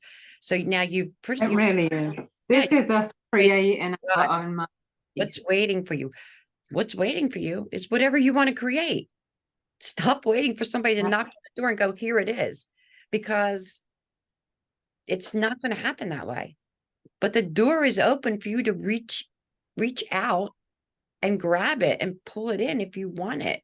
But you And have almost to do it. everyone is experiencing that. Almost everyone is experiencing that in some way, shape, or form. I tell you what, I do very, very few readings anymore that are ever just about someone's job or home or anything else. That there's always a lot more complex energy that is going on around people. You could probably say you would read maybe 20% of your readings would be base level readings. What was happening with my work, what's happening with my relationship, what's happening with my house, blah, blah, blah. All of those things. Then you'd have somebody that was so far advanced, you had to step upon your tippy toes to try and reach them on the level that they were on to be able to relate to them. But now the energies are all equal, they're all level, they're all balanced. It doesn't matter if someone's up or if they're on a base level, the energy connection is the same point. It's that humanistic connection. It's And everything is firing like this. exactly, all of those little tiny pieces. And I love that about the grid being lit up all around the world now, is that all of us are tiny little magnetic jigsaw pieces. And we are all we're all in beautiful alignment with everybody else's little jigsaw pieces. So what somebody else on the other side of the world does affects your balance is beautiful. That's funny because you and I didn't have that conversation. But on Monday, I said to someone else, I said, I can actually see the pieces being put together. I can see the pic. I can Yeah. see part of the picture. I can't see the whole because they never give us the whole picture. But I Okay. could see the pieces being slid into place. And I think it was like 3 or 4 months ago, I said to you, like I had this lucid dream where it was the globe and someone had a giant pencil and all I could see was a hand with a giant pencil with an eraser and the lines were being erased off of the globe. And when I say lines, I mean the borders of countries. There were no borders. It was just Well, no, that would be yes, lovely. it was just like one continent, then another continent, then another continent. But there were just no borders between the land. Where Yeah. where you didn't need a passport or a visa to cross. And that came through and that really like how certain things really stick out for you. Then there's that one with the Nimashishi with the woman with the arrow. And like I finally got clarity on that. That took like 3 or 4 years where I finally found some information on that. Where I Googled, I mean, asked everyone I knew in the Native American community and everything. And then one day it just appeared. You know what? You know when it appeared? When I wasn't looking for it. As always, it will I was be. looking for something else and it popped right up. It was like, oh, okay, well, now that you're not, just trying to stick your nose where it doesn't belong in the timeline that it doesn't belong in, we'll just give you what you need. And Exactly. I was And really we're seeing lots of different things. I mean, what I saw yesterday, I was sitting with my guides and they just drew me a picture of a table. And I thought, okay, am I meant to invite people around for dinner or something? What's going on? Then they filled it with all of this color. And I'd had a conversation with someone and she said to me, I feel like life just keeps giving me lemons. And so today I put a post up and I created a post saying when life gives you lemons. And I've probably got the picture of it here still. But it was literally the message was when life gives you lemons, create your own masterpiece. Because that is the cue to create your own masterpiece. When life gives you lemons, you make lemon posset. You make lemon meringue, you make lemonade, you make sardines with sliced lemon on if you like sardines. you put together a banquet made out of all of the lemon things. And this was the one. That was what they showed me this morning. This is what they gave me yesterday. I don't know if you can see that properly or not. Yeah. And so that was what they showed me. The message was, and so that was what I created to share on all of our groups. And the lady who said life had just kept giving her lemons, I forwarded that on to her. Hello, my darling. And she said, well, that just made me cry. And I said, do you realise how many things those lemons are representing for you? Yeah. Lemons are You've so seen it as bitter, you've seen it as sour, but you've forgotten all of the beautiful things that you've got. And it was a lesson in gratitude. It was nothing to do with lemons. The lemons were the metaphor. It was the vessel of the metaphor. But the message was gratitude, transformation and gratitude. When we're grateful, we get to create a whole new masterpiece. We get to decide what we want our picture to be. And that's why I believe none of us can see how things will be, because we haven't decided yet. We are still drawing, and we haven't even begun to decide what canvas we're going to use. Right. But when we do, the chances are it's not going to be us and us only drawing it. It's going to be a whole collective collaboration of beautiful pieces that make up this amazing piece of art. And that's the masterpiece. And so we are mastering. Hello, my darling. There's both of the kids now. Sonny, come down. Too, with the lady with the lemons. Come on and come and say hello to Aunt Robin. Lemons absorb negative energy. They are. So they And lemons suck will. the toxins out. So like I would have seen that as a cleansing for her, or a healing for her. So And she did.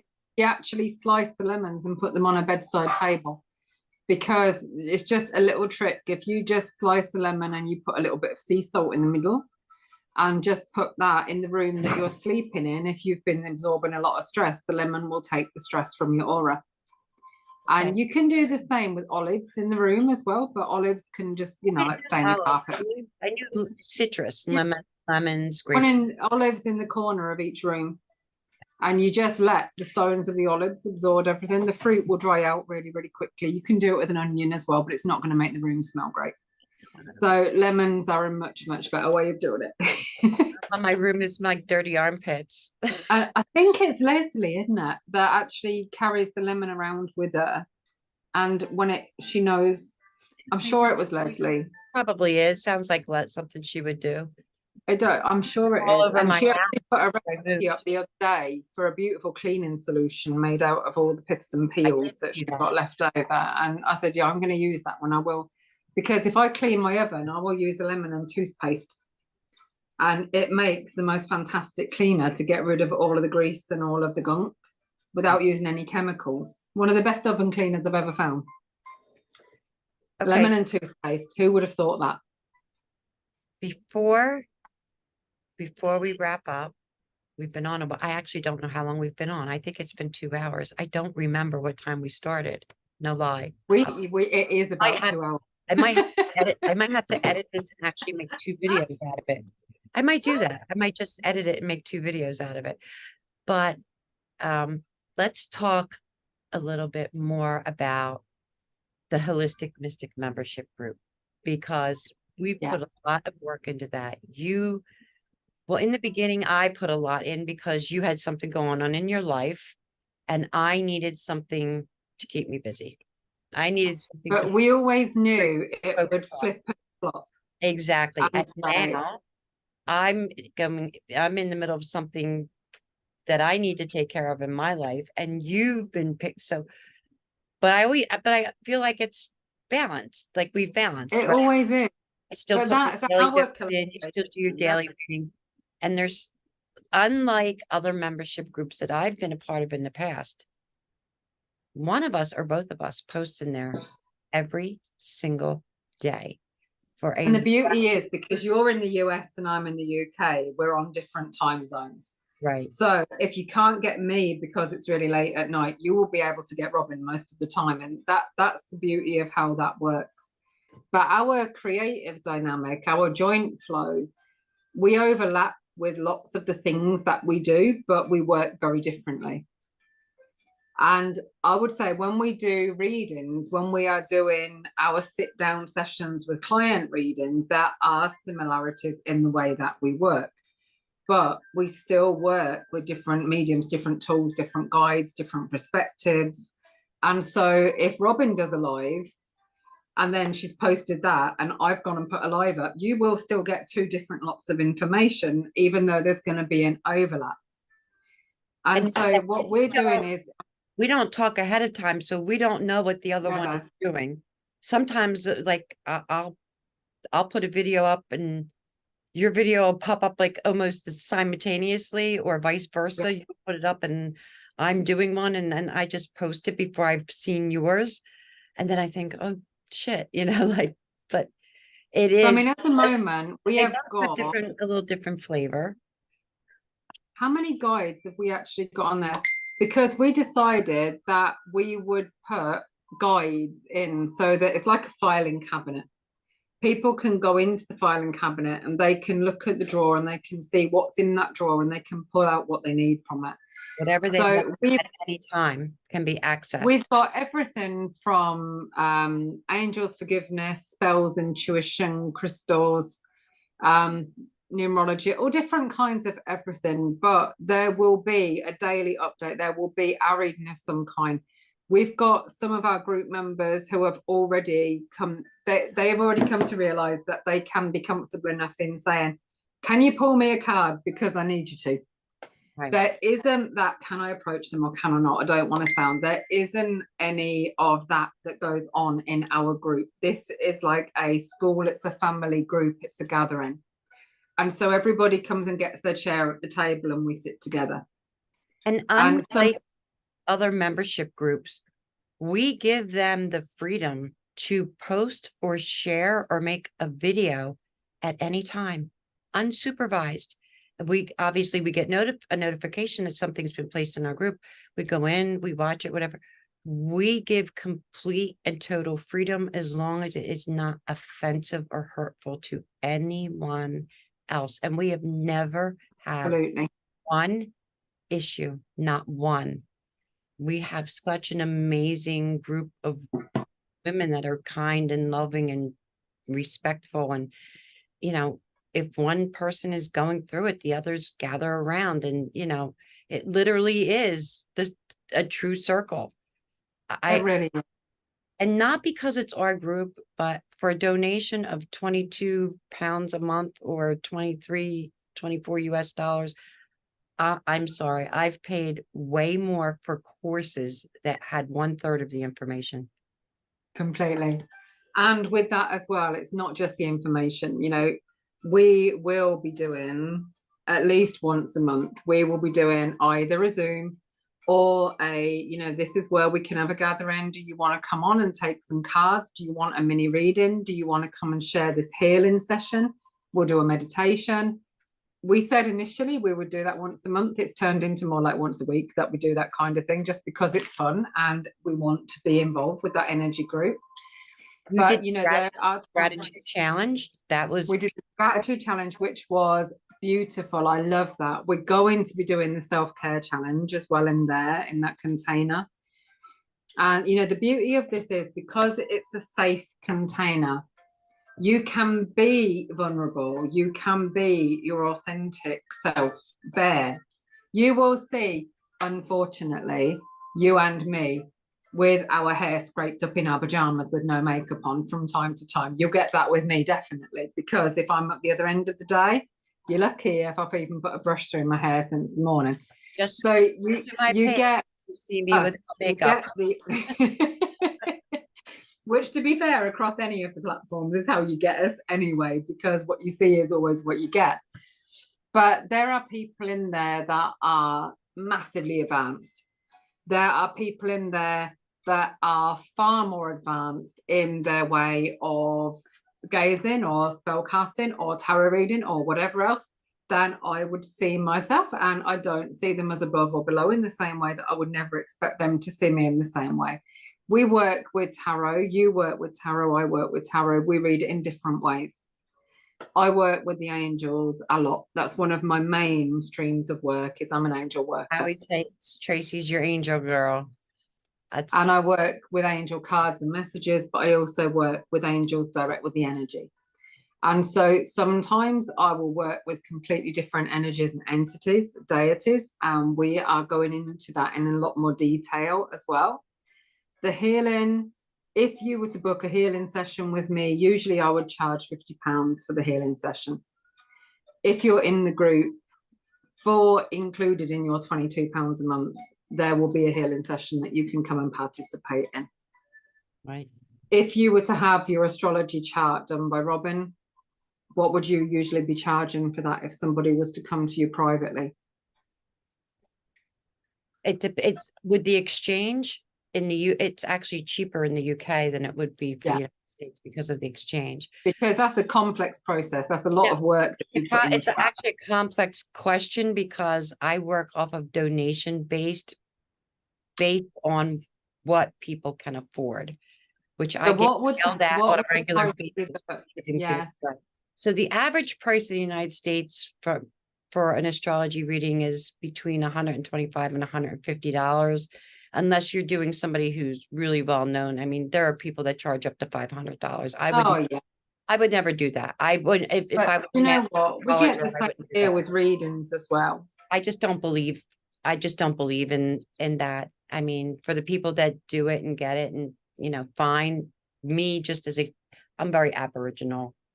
Yeah. It's just not me to do that. Every person that's been celebrity or famous I've ever worked with has been charged the exact same price as any one of the people who lives around the neighborhood. Exactly. They will never have a different price. Right. Sometimes they will, if somebody is in a different bracket financially, they will choose to make a donation, because I support an animal charity locally. And I also support other charities as well. All animal charities. I support all animal charities. Right. And sometimes And I'll that's I'll up make to them, but I would never ever charge somebody more based on who they were or anything else. no, I don't. But I will sometimes make an exchange. Like maybe somebody will be teaching a course that I want to take, Yeah, yeah. or just some kind of something that they make, like a piece of art or something like that. And I'll be like, okay, well, I really like that. How much is that? And okay, well, let's just make an exchange. Like I've done that many, many times because Same, you and me both. difference if they give me the money and I buy it, or if we just make the exchange. I'm still And I actually love doing exchanges. I really do. I love exchanges. I love pay it forwards. exactly. Exactly. And then sometimes I'll even take that exchange and gift it to someone else. I don't even really want it for myself. I want it for someone else for a gift. Exactly. I love the energy of playing it forward. I do love the energy of being able to pay my bills as well. So let's This is the thing, because obviously on a material level, on an earthly level, we do still all have bills to pay, and this is why we have to charge something. Right. But when we were coming up with the price and we said, well, what would you get for that? And we probably average out to give people about £250 worth of what we would do separately, and information and courses, lessons, workshops, sessions for the £22 a month. Mm-hmm. And it was, the money is the token exchange, it's the energy exchange. And so within the group, of course, if somebody has a session, I'm still going to charge for a normal session, although I discount for people that are in the group, in the same way that we all choose to in doing whatever else. If I'm selling something from the gallery, because that's the other thing, is I've got the gallery with art pieces, digital art, and I make lots of jewelry and things like that, and little fiddly craft things. So I do things like these little car charms that you put up on the rear view mirror. And I absolutely love those. And when they sparkle and they catch the light, I love seeing those. I thought you had put that one in the mail and sent it to me. I like that one. I just love these. Honestly, my car has always got things there up on my windows. Tracy and I both have a feather thing. We both love feathers, anything with feathers. We do. And I mean, I'm Anything part magpie. sparkles. Anything that sparkles, I'm enjoy. If I go into a crystal shop, I'm there for at least 3 hours. Sonny and Anna just lay on the crystal shop floor because they know I'm going to be a while. Forgot to tell So you, we do all of my that. box So, with all my hats. oh, you go, your hat. I And my love a hats hat. and I my do. boots. I love a hat. Now I'm okay. Now I'm home. I have my hats, my boots, so I'm good. But there is a lot in the membership, and I think that people would definitely be shocked and surprised at what is in there. And I'm going to start calling it a school. I don't care if you get mad at me or It not. is. It's a school. It is a school, and we need to eventually transition it over as a school. And it probably will It's become, and way in the more. same way, It's grown way both of more us, than we thought it would, yeah. as far as the information that we put in there. We thought, oh, we'll just do this little thing, never realizing that it was turning into a university is basically what it's turned into. Like, it should be the Yeah. holistic mystic university of wisdom and knowledge. It's really what it should And be. we both now have our certifications as ministers, so we can hold the service and we can do lots of other things if and when it's needed. We And can that's even something marry you. else I that could even marry you. You can marry people. I know. I know. I don't have those same privileges in the UK in the same way that you do there in the States. And so I can perform a blessing, a hand fasting, or a civil ceremonial marriage, but only in certain counties with permission. Now It's not I have to be licensed. recognized everywhere at the moment here. So I can't do it everywhere in the United States. I can do it in the states that I'm certified in, which is where I used to live and where I Yeah. live now. So yeah, that is That'll be something else that I do over the time because I thought about doing some registrar work. And at the moment, I don't have enough of me to go down that road at the moment. I don't have It's enough something to I bring might do it when I grow up, Robin. I might do it when I get to be an adult, when I get to be a grown up, I might do that. So when we But grow at the up, moment, 60, I'm still not but we go grow into up. the year being younger, we reconnect with our inner child. And so, yeah, Your there's all children. these things that we do. And when you ask me what do I do, I completely forgot that I'm an angel facilitator. I completely forgot that I work with angel healing, that I forgot that I work with sacred geometry. I forgot that I work with the alchemy. I forgot. Do you know that when I unpacked and found my certificates, I forgot half of the stuff that I'm certified in?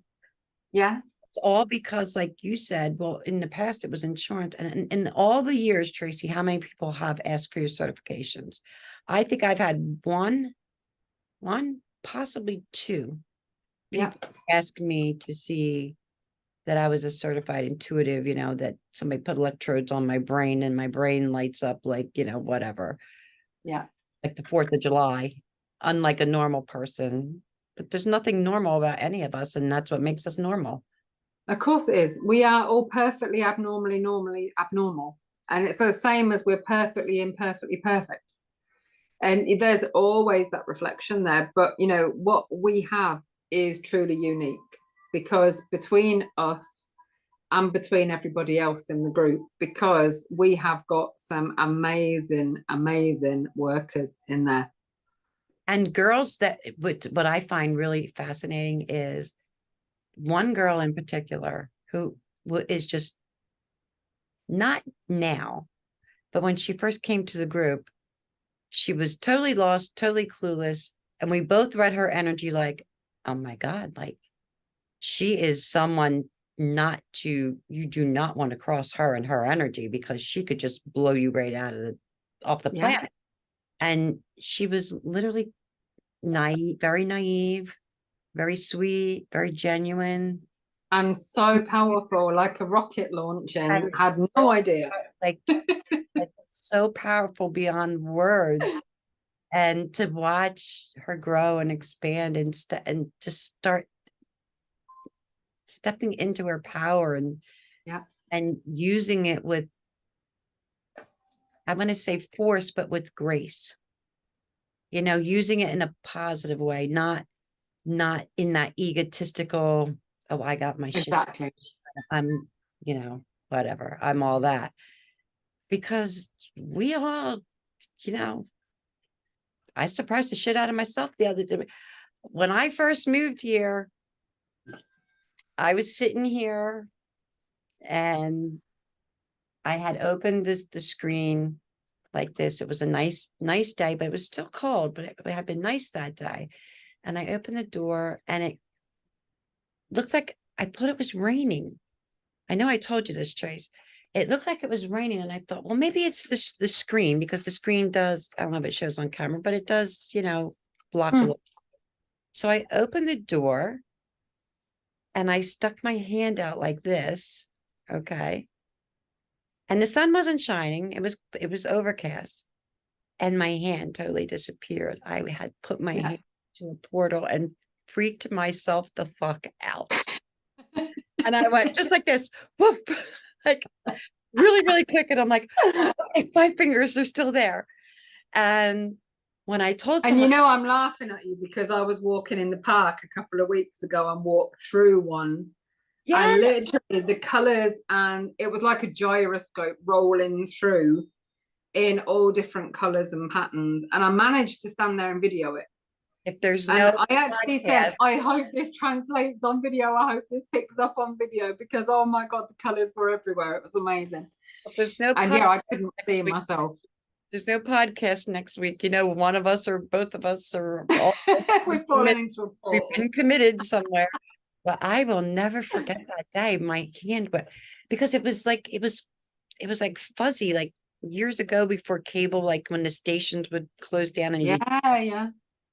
it was kind of like that. And I'm like, well, but it looks like it's raining, but why don't I feel any water? And then when I looked at my hand, I'm like, oh my God, because my hand's not there. Like, of course, So super intense. Yeah. really, really, really, like, that's what I'm saying, like how we can still surprise ourselves. We're still surprised at things that we know are happening and can occur.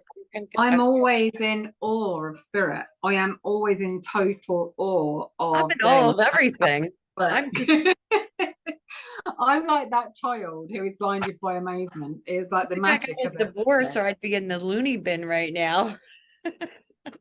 They wouldn't accept us. They'd kick us out because they couldn't cope with the style, and it would be fine. No, we'd take all the crazy people, make them normal, and we'd start a war or something. This is very true. The rebellion would begin. Would begin. Okay. But in the middle of all of that chaos, I mean, I still have private practice at home. I am online. Virtually all of my work is now online. So I do day to day, my work is readings, it's healing sessions, readings and healing sessions. I do the quantum frequency work. I have the Healy. I get people on the success coaching program. And so that's another tool in the toolbox as well, is that little quantum frequency device. When I found the success coaching app, I was like opening Pandora's box to me. It was full of magic and incredible things. And I have a few clients who don't have any real interest in spiritual things or readings, but they have had blocks in their business, or they've had blocks in their careers. They've come in and they've brought a 30-day success coach program. I send those frequencies every single day, 3 times every single day for the 30 days. Sometimes I will send extra if it's in my mind to do it, but it's always a minimum of 3 times a day. Now, and 9 times out of 10, they have seen a shift within the first week. And so that unblocking is something altogether magical. I couldn't live without Healy. Oh my goodness. I mean, I have my Healy, my Healys are running 24/7. They are my best friends. Sometimes the technical glitches and they're having to reinstall and whatever else, it can be annoying. But what it can do, we can't even say. And that is where I get really annoyed with it, to be fair, because through having to watch what we say, it can do, it can't do, this, you get to a point when we have mouths like ours, where we just speak as we find, and when we just have words fall out, you want to scream from the rooftops what it can do for you. We can share experiences. So I can tell anybody publicly, as I do, The reason that I am now a Healy device distributor and I sell Healy devices to other people to come into, sometimes they do it as a business, sometimes just to get well, because before I got mine, I couldn't walk properly. I had endometriosis that was crippling me. My bladder, bowel, and womb were pretty much stuck in one great big mess. I was under a gastroenterologist. I was under a gynecologist. I was under a spinal surgeon because I had 3 herniated discs and I'd got bulging discs as well. And I'd got peripheral neuropathy. Couldn't feel my toes. Couldn't feel 2 of my fingers. My shoulder wouldn't lift. I would get dizzy. I couldn't sleep. I felt constantly nauseous. I couldn't put one foot in front of the other because the material from my disc was touching the nerves where it had leaked out. And the surgeon told me, you will not be able to manage this for more than another couple of months without surgery. In between my next visit to him, I had come into my first contact with a spirit surgeon, who I then trained under the hands of. And I got myself my Healy device and I started to use it every day. And I literally recorded all of the programs that I was using. You're meant to use it between 2 and 3 times a day. I overdosed because I'm like that. And I used it on 7 or 8 programs every day, at least. I completely over frequented myself. But within 3 months, and I was also under therapists, I was in CBT therapy and counseling. You also can hold a more than average person. We can, because our energy way more energy, right? vibrate. For somebody who's never done it before, I wouldn't recommend that because No. Really, but that's what I'm saying. That was my choice to do that. I wanted to see what it would do for me. And within the 3 months, I was discharged from the gynecologist. I was discharged. The endometriosis was no longer sticking my womb and my bowel. I had passed endometriosis scarring, which the gynecologist surgeon said was impossible, but I explained to him what I was doing and he went, send me all the information about it. I need to research this. Yeah. And I did. Shared it with my acupuncturist when I had to go, when I was in so much pain from my ruptured disc. And she was interested in it, but the other doctors practice. One of the doctors said to me, scientifically, we can understand it, but medically we can't accept it. It's a class 2 medical device in the USA, which means it's FDA cleared for use, but it's not, they haven't researched enough to, it falls into the same category as like a TENS unit in the US, but it does absolutely. Does so much more. It does so much more, and we have. I mean, the one for me, the magical moment for me was when I had my next MRI with the spinal consultant, and he said to me, "That isn't actually possible. A disc can't repair itself." Trace, this was like before I knew you well. We had met through a mutual friend through Healy. Yeah. And you and I got to know each other. I had lesions on my liver from my lupus. They're gone. Yeah. And but if we were to say Healy can do this, we would not be allowed to talk about anything. I'm not saying it personal. This is what we found our experience to be. Exactly. I'm not saying it did. I'm not saying it did. I'm saying that a week before Christmas that year, I got a phone call from my doctor to come into the office that she wanted to see me in person. Now, I just had that testing done. I didn't have the results. I go in, she sits me down in the chair, and I'm thinking, for Christ's sake, what now? What the fuck now? Yeah. She said, I want to know what you're doing, what you have changed in your life. She said, we have never seen results like this. All my lesions were gone, and I had a huge cyst on one of my kidneys, which was, I didn't even know I had.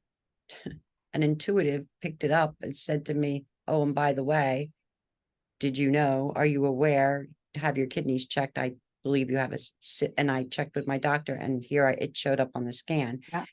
That also gone. Okay. Yeah. Like you, I was going through severe anxiety and panic attacks. I could barely walk. I was having seizures, extremely low blood pressure, to the point that I was passing out, not on a daily basis, 2 and 3 times a day, walking with basically like a cane, or very unsteady without one, or with, at the time I had a trained service dog that was trained for me that I lost. Yeah. I could barely function.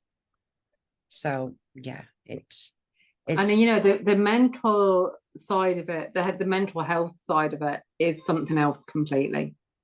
You know, I had literally suffered with anxiety, depression, all of those things since I was in my teens.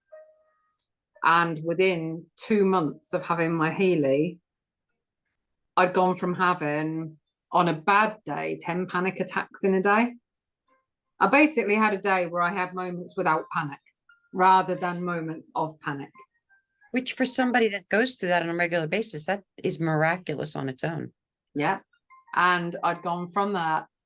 2 of my therapists discharged me, and one of them, I actually check in with her every now and again just to say hi. She's beautiful.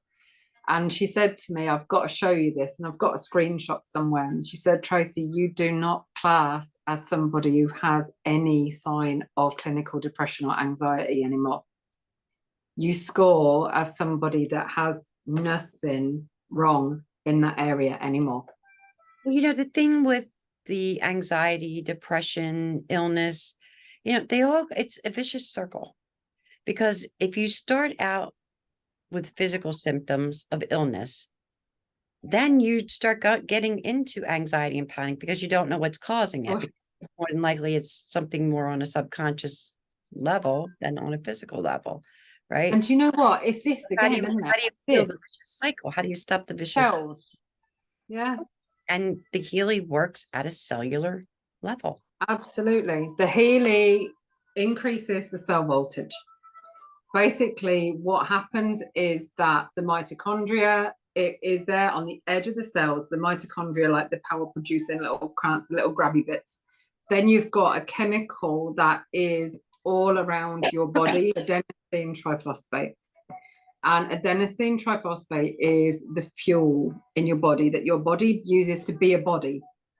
So everything from blinking your eyes to raising your hand to having your hair grow, your fingernails grow, needs that hormone, that chemical.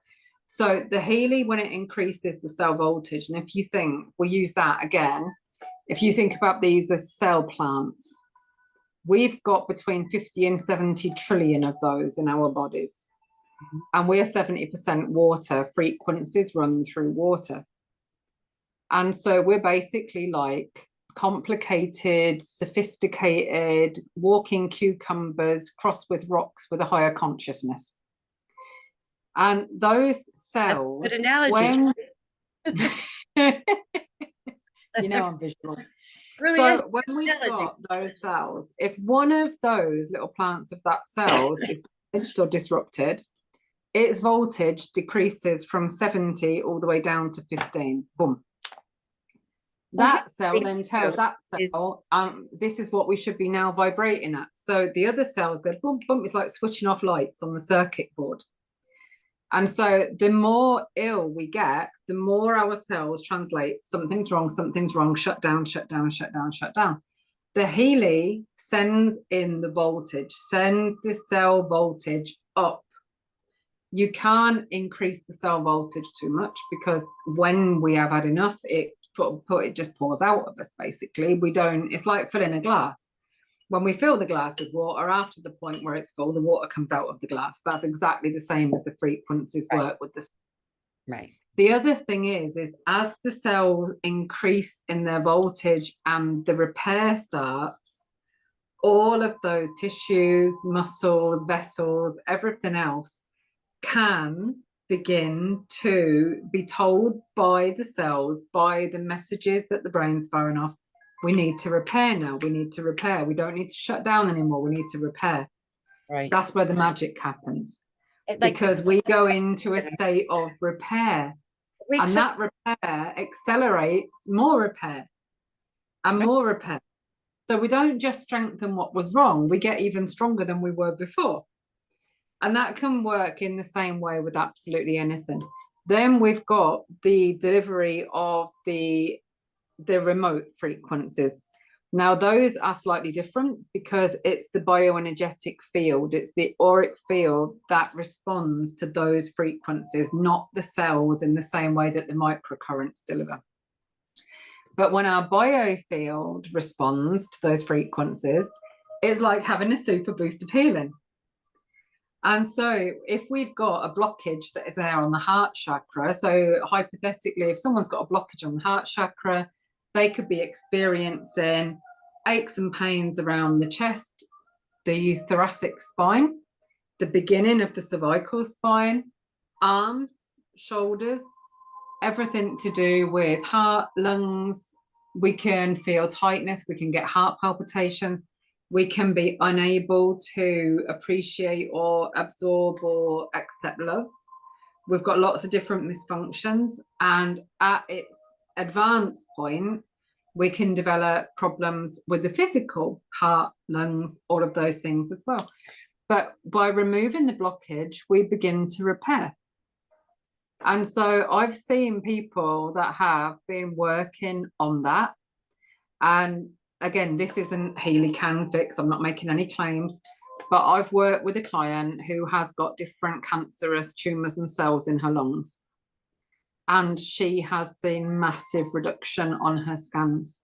Now, I wish I could put that on the site. I wish dearly I could use that testimony, but she can share her experience. I can't say this is that fixed it, that will happen. But the more and more people that are sharing their experiences, and there are tens of thousands of people who are sharing their experiences, all of those people have got one thing in common. They were at points where they felt like they were broken, or that their bodies weren't working, or that something was misfunctioning before they got their healing, and then they saw change. So those experiences can be really extreme. Let's put it this way. When he first came out, it was very, very expensive. And none of us could really afford it. And I think everyone that I know that I'm close to pretty much maxed out a credit card to buy one. Absolutely. That was how I got mine. I maxed out my credit card. But the point I'm trying to make is that's how desperate we were. Yeah. To find some kind of relief or some kind of healing, just to be able to function and do normal everyday things like tie our shoes, because we were in so much pain we couldn't. I remember I couldn't lift my foot off from the ground when I was sitting down. I couldn't lift my knee up. Not being able to do this, right?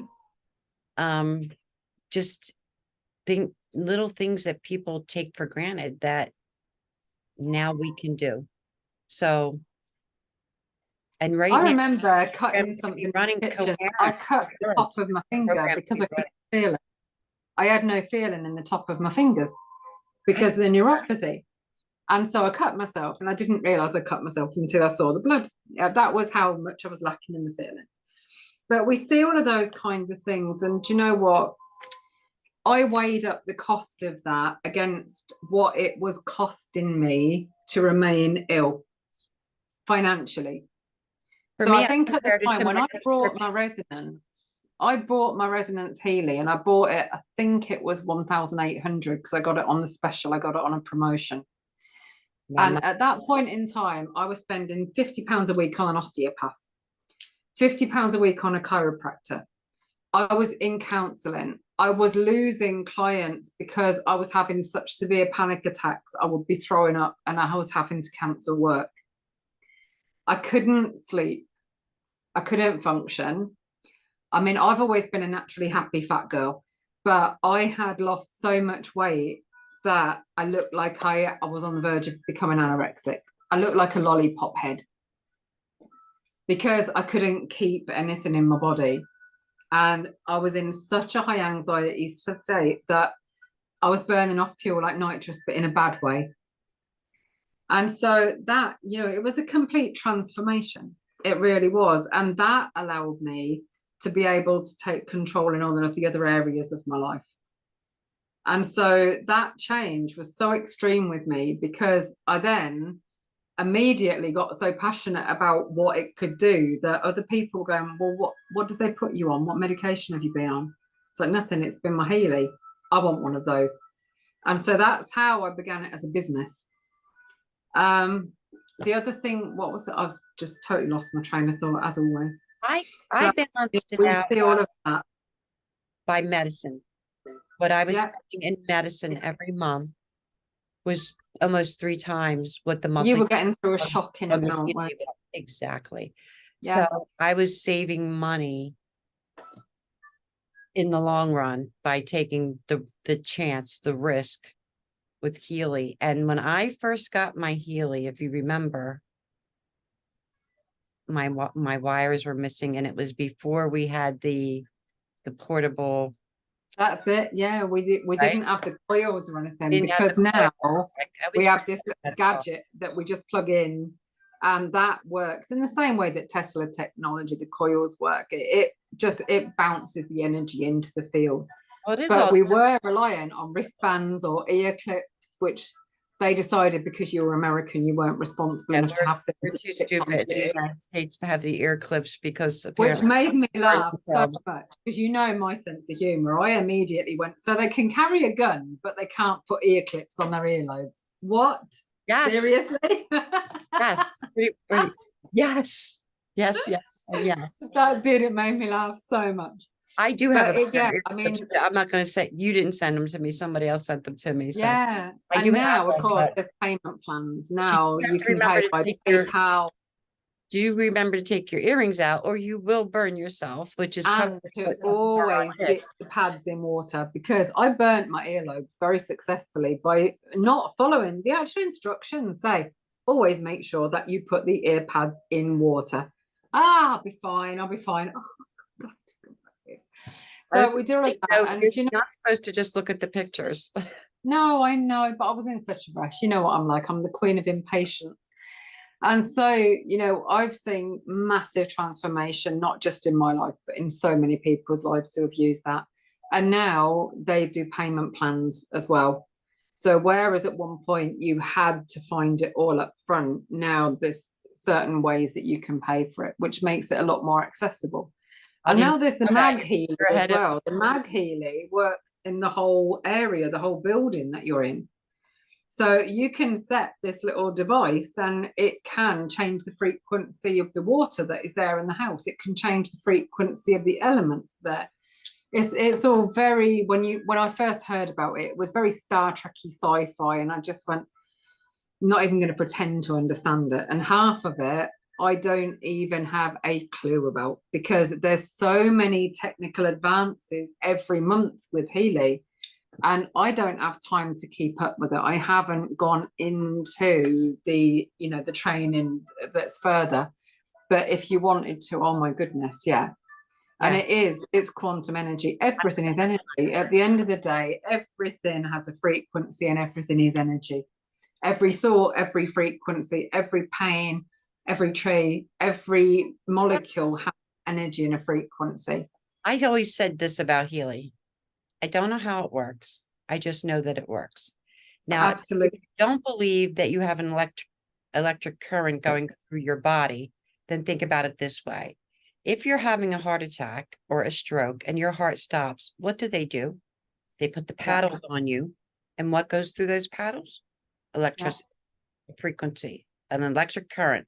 So your body does carry an electrical frequency. Okay. Yeah. I know that the human cells carry a negative frequency. And I know that when you turn on Healy, it takes whatever. Your circuit board lights up. Yeah, I'm trying to, I had to catch my wording there. Because there are things we're not allowed to say, or we can't be associated with Healy. But because of, you know, the FDA laws in the United States, our laws are a little more stringent than yours when it comes to Healy. So like I said, in the US, it's considered in the same category as a TENS unit. However, I find that I've used both, and the Healy far outperforms the TENS unit. So, So yeah. that's another thing that we But I bring just in. go everywhere. I had no idea what we were doing today, and I do it wrong. But this is a great. It's another thing that is in the No, group. We haven't yet it's put like a guide everything. about Healy in there, but that's something that's accessible. But everything we do, we say spirit, we say God, we say whatever. And with Healy, like, I might not be able to be a scientist and tell you exactly how it works, but I can tell you that I'm living proof that I wouldn't be functioning now without that product.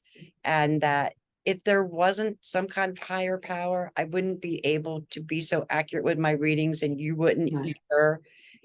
But people go, I don't know how you do it, but can you tell me how? No, I can't tell you how I do You it. just do it in the same way that Healy just works. Yeah, It I does can't work. tell you what I said 5 minutes ago. I'll have to watch this video to see if I have to even delete something. One of us or both of us might have said that isn't in coherence with coherence. Yeah, By the way, that is a good program to be running with the astrology right now, coherent. And that soul it's a beautiful oh my program. God, that Really soul good. program, I want to say the soul program saved my life. Like, I was Yeah. suicidal at Christmas. Like, That seriously. was the way I was with the Gold Cycles programs, and those are amazing. Those are the heart of the Healy. I mean, They are. and the That's specialized program. 144,000 combined frequencies into those programs. And each one of those is specifically it's used, and that is the basis of everything else. It's the building blocks after that. All of the other programs are like the icing on the cake. But the gold frequencies for me are just, yeah. You can't hurt yourself, because whatever your body doesn't need, it releases. It's like vitamins, you Yeah. know. If whatever vitamins your body needs, it absorbs, and whatever it doesn't, it just passes through your body. And it's the same thing with the Healy, with the frequency. And it will also, What's so incredible about it. you and I can both run the same program at the same time at, say, 30 or 40%. Okay, whatever we need. Okay.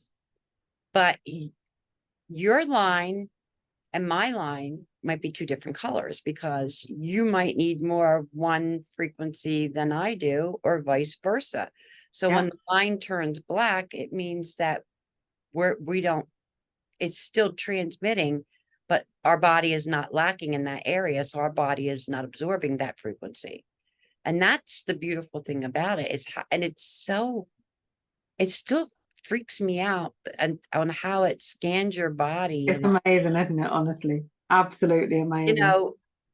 From the quantum field, like, how amazing. And if anyone wants to know anything else about Healy, or wants a demo about how it works, Contact Tracey.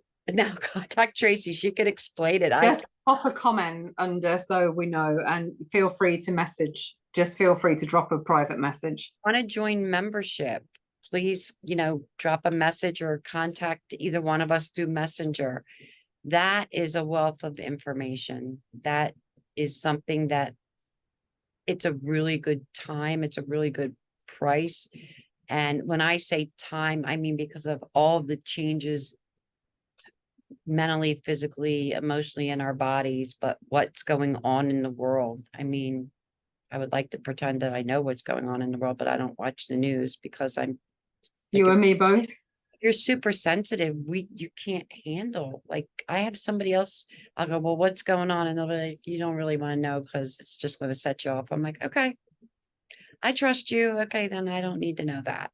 And most of the time I'll feel it in the underlying energy anyway. And I'll be like, God, why am I walking around feeling like not the other shoe, but like the other boot is going to drop? You know what I mean? Like, there's a big difference in weight between a boot and a sneaker, so we feel it anyway. But there's so much, whether you're a beginner or you're advanced, there is something for everyone in there. And age is doesn't even come into play. Age is not a factor because Not at all. I've seen 20-year-olds that far exceed me, and I've seen 60-year-olds, 80, a woman that's almost 80 years old that just floors me, or maybe a 75 I have seen with an no knowledge. 84-year-old woman with her first ever deck of tarot cards. Yeah, And she was absolutely loving it because she was brought up to believe that they were tools of evil. And so everything we do is she always wanted them. She always wanted a pack of tarot cards. And we got her a packet of tarot cards. And there she was, beginning her tarot journey at 84 years old. It was absolutely beautiful to watch. amazing. And there has been some 17-year-olds who have got the knowledge and wisdom of the gatekeepers. Yeah. And it literally, it's ageless. There is nothing. But I am going to have to love and leave everybody because I should have gone about 15 minutes ago and I always get carried away with timing.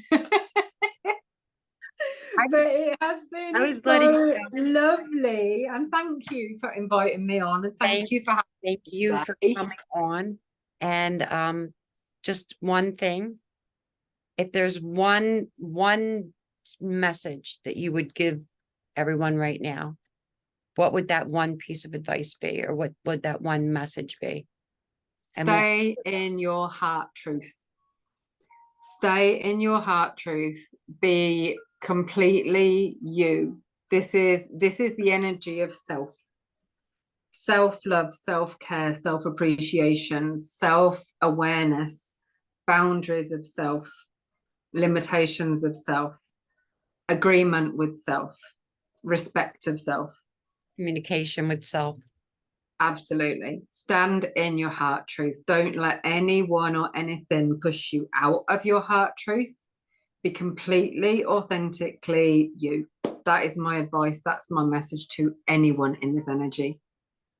And thank you so much for your time. We've been trying to do this for like 3 or 4 months.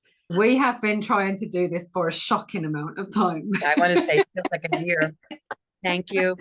I love you. You are so welcome, my darling. Love you so much. Soon. Really are my big sister, and I will speak to you in a little while. My baby girl. Love you. Take care, everybody. Hey, everyone, remember to like and share. And we look forward to seeing you again. And that was the beautiful Tracey Gonzalez. So you can find her on Facebook under Tracey Gonzalez. You can find her at the Holistic Mystic. You can find her at the Gonzalez Gallery.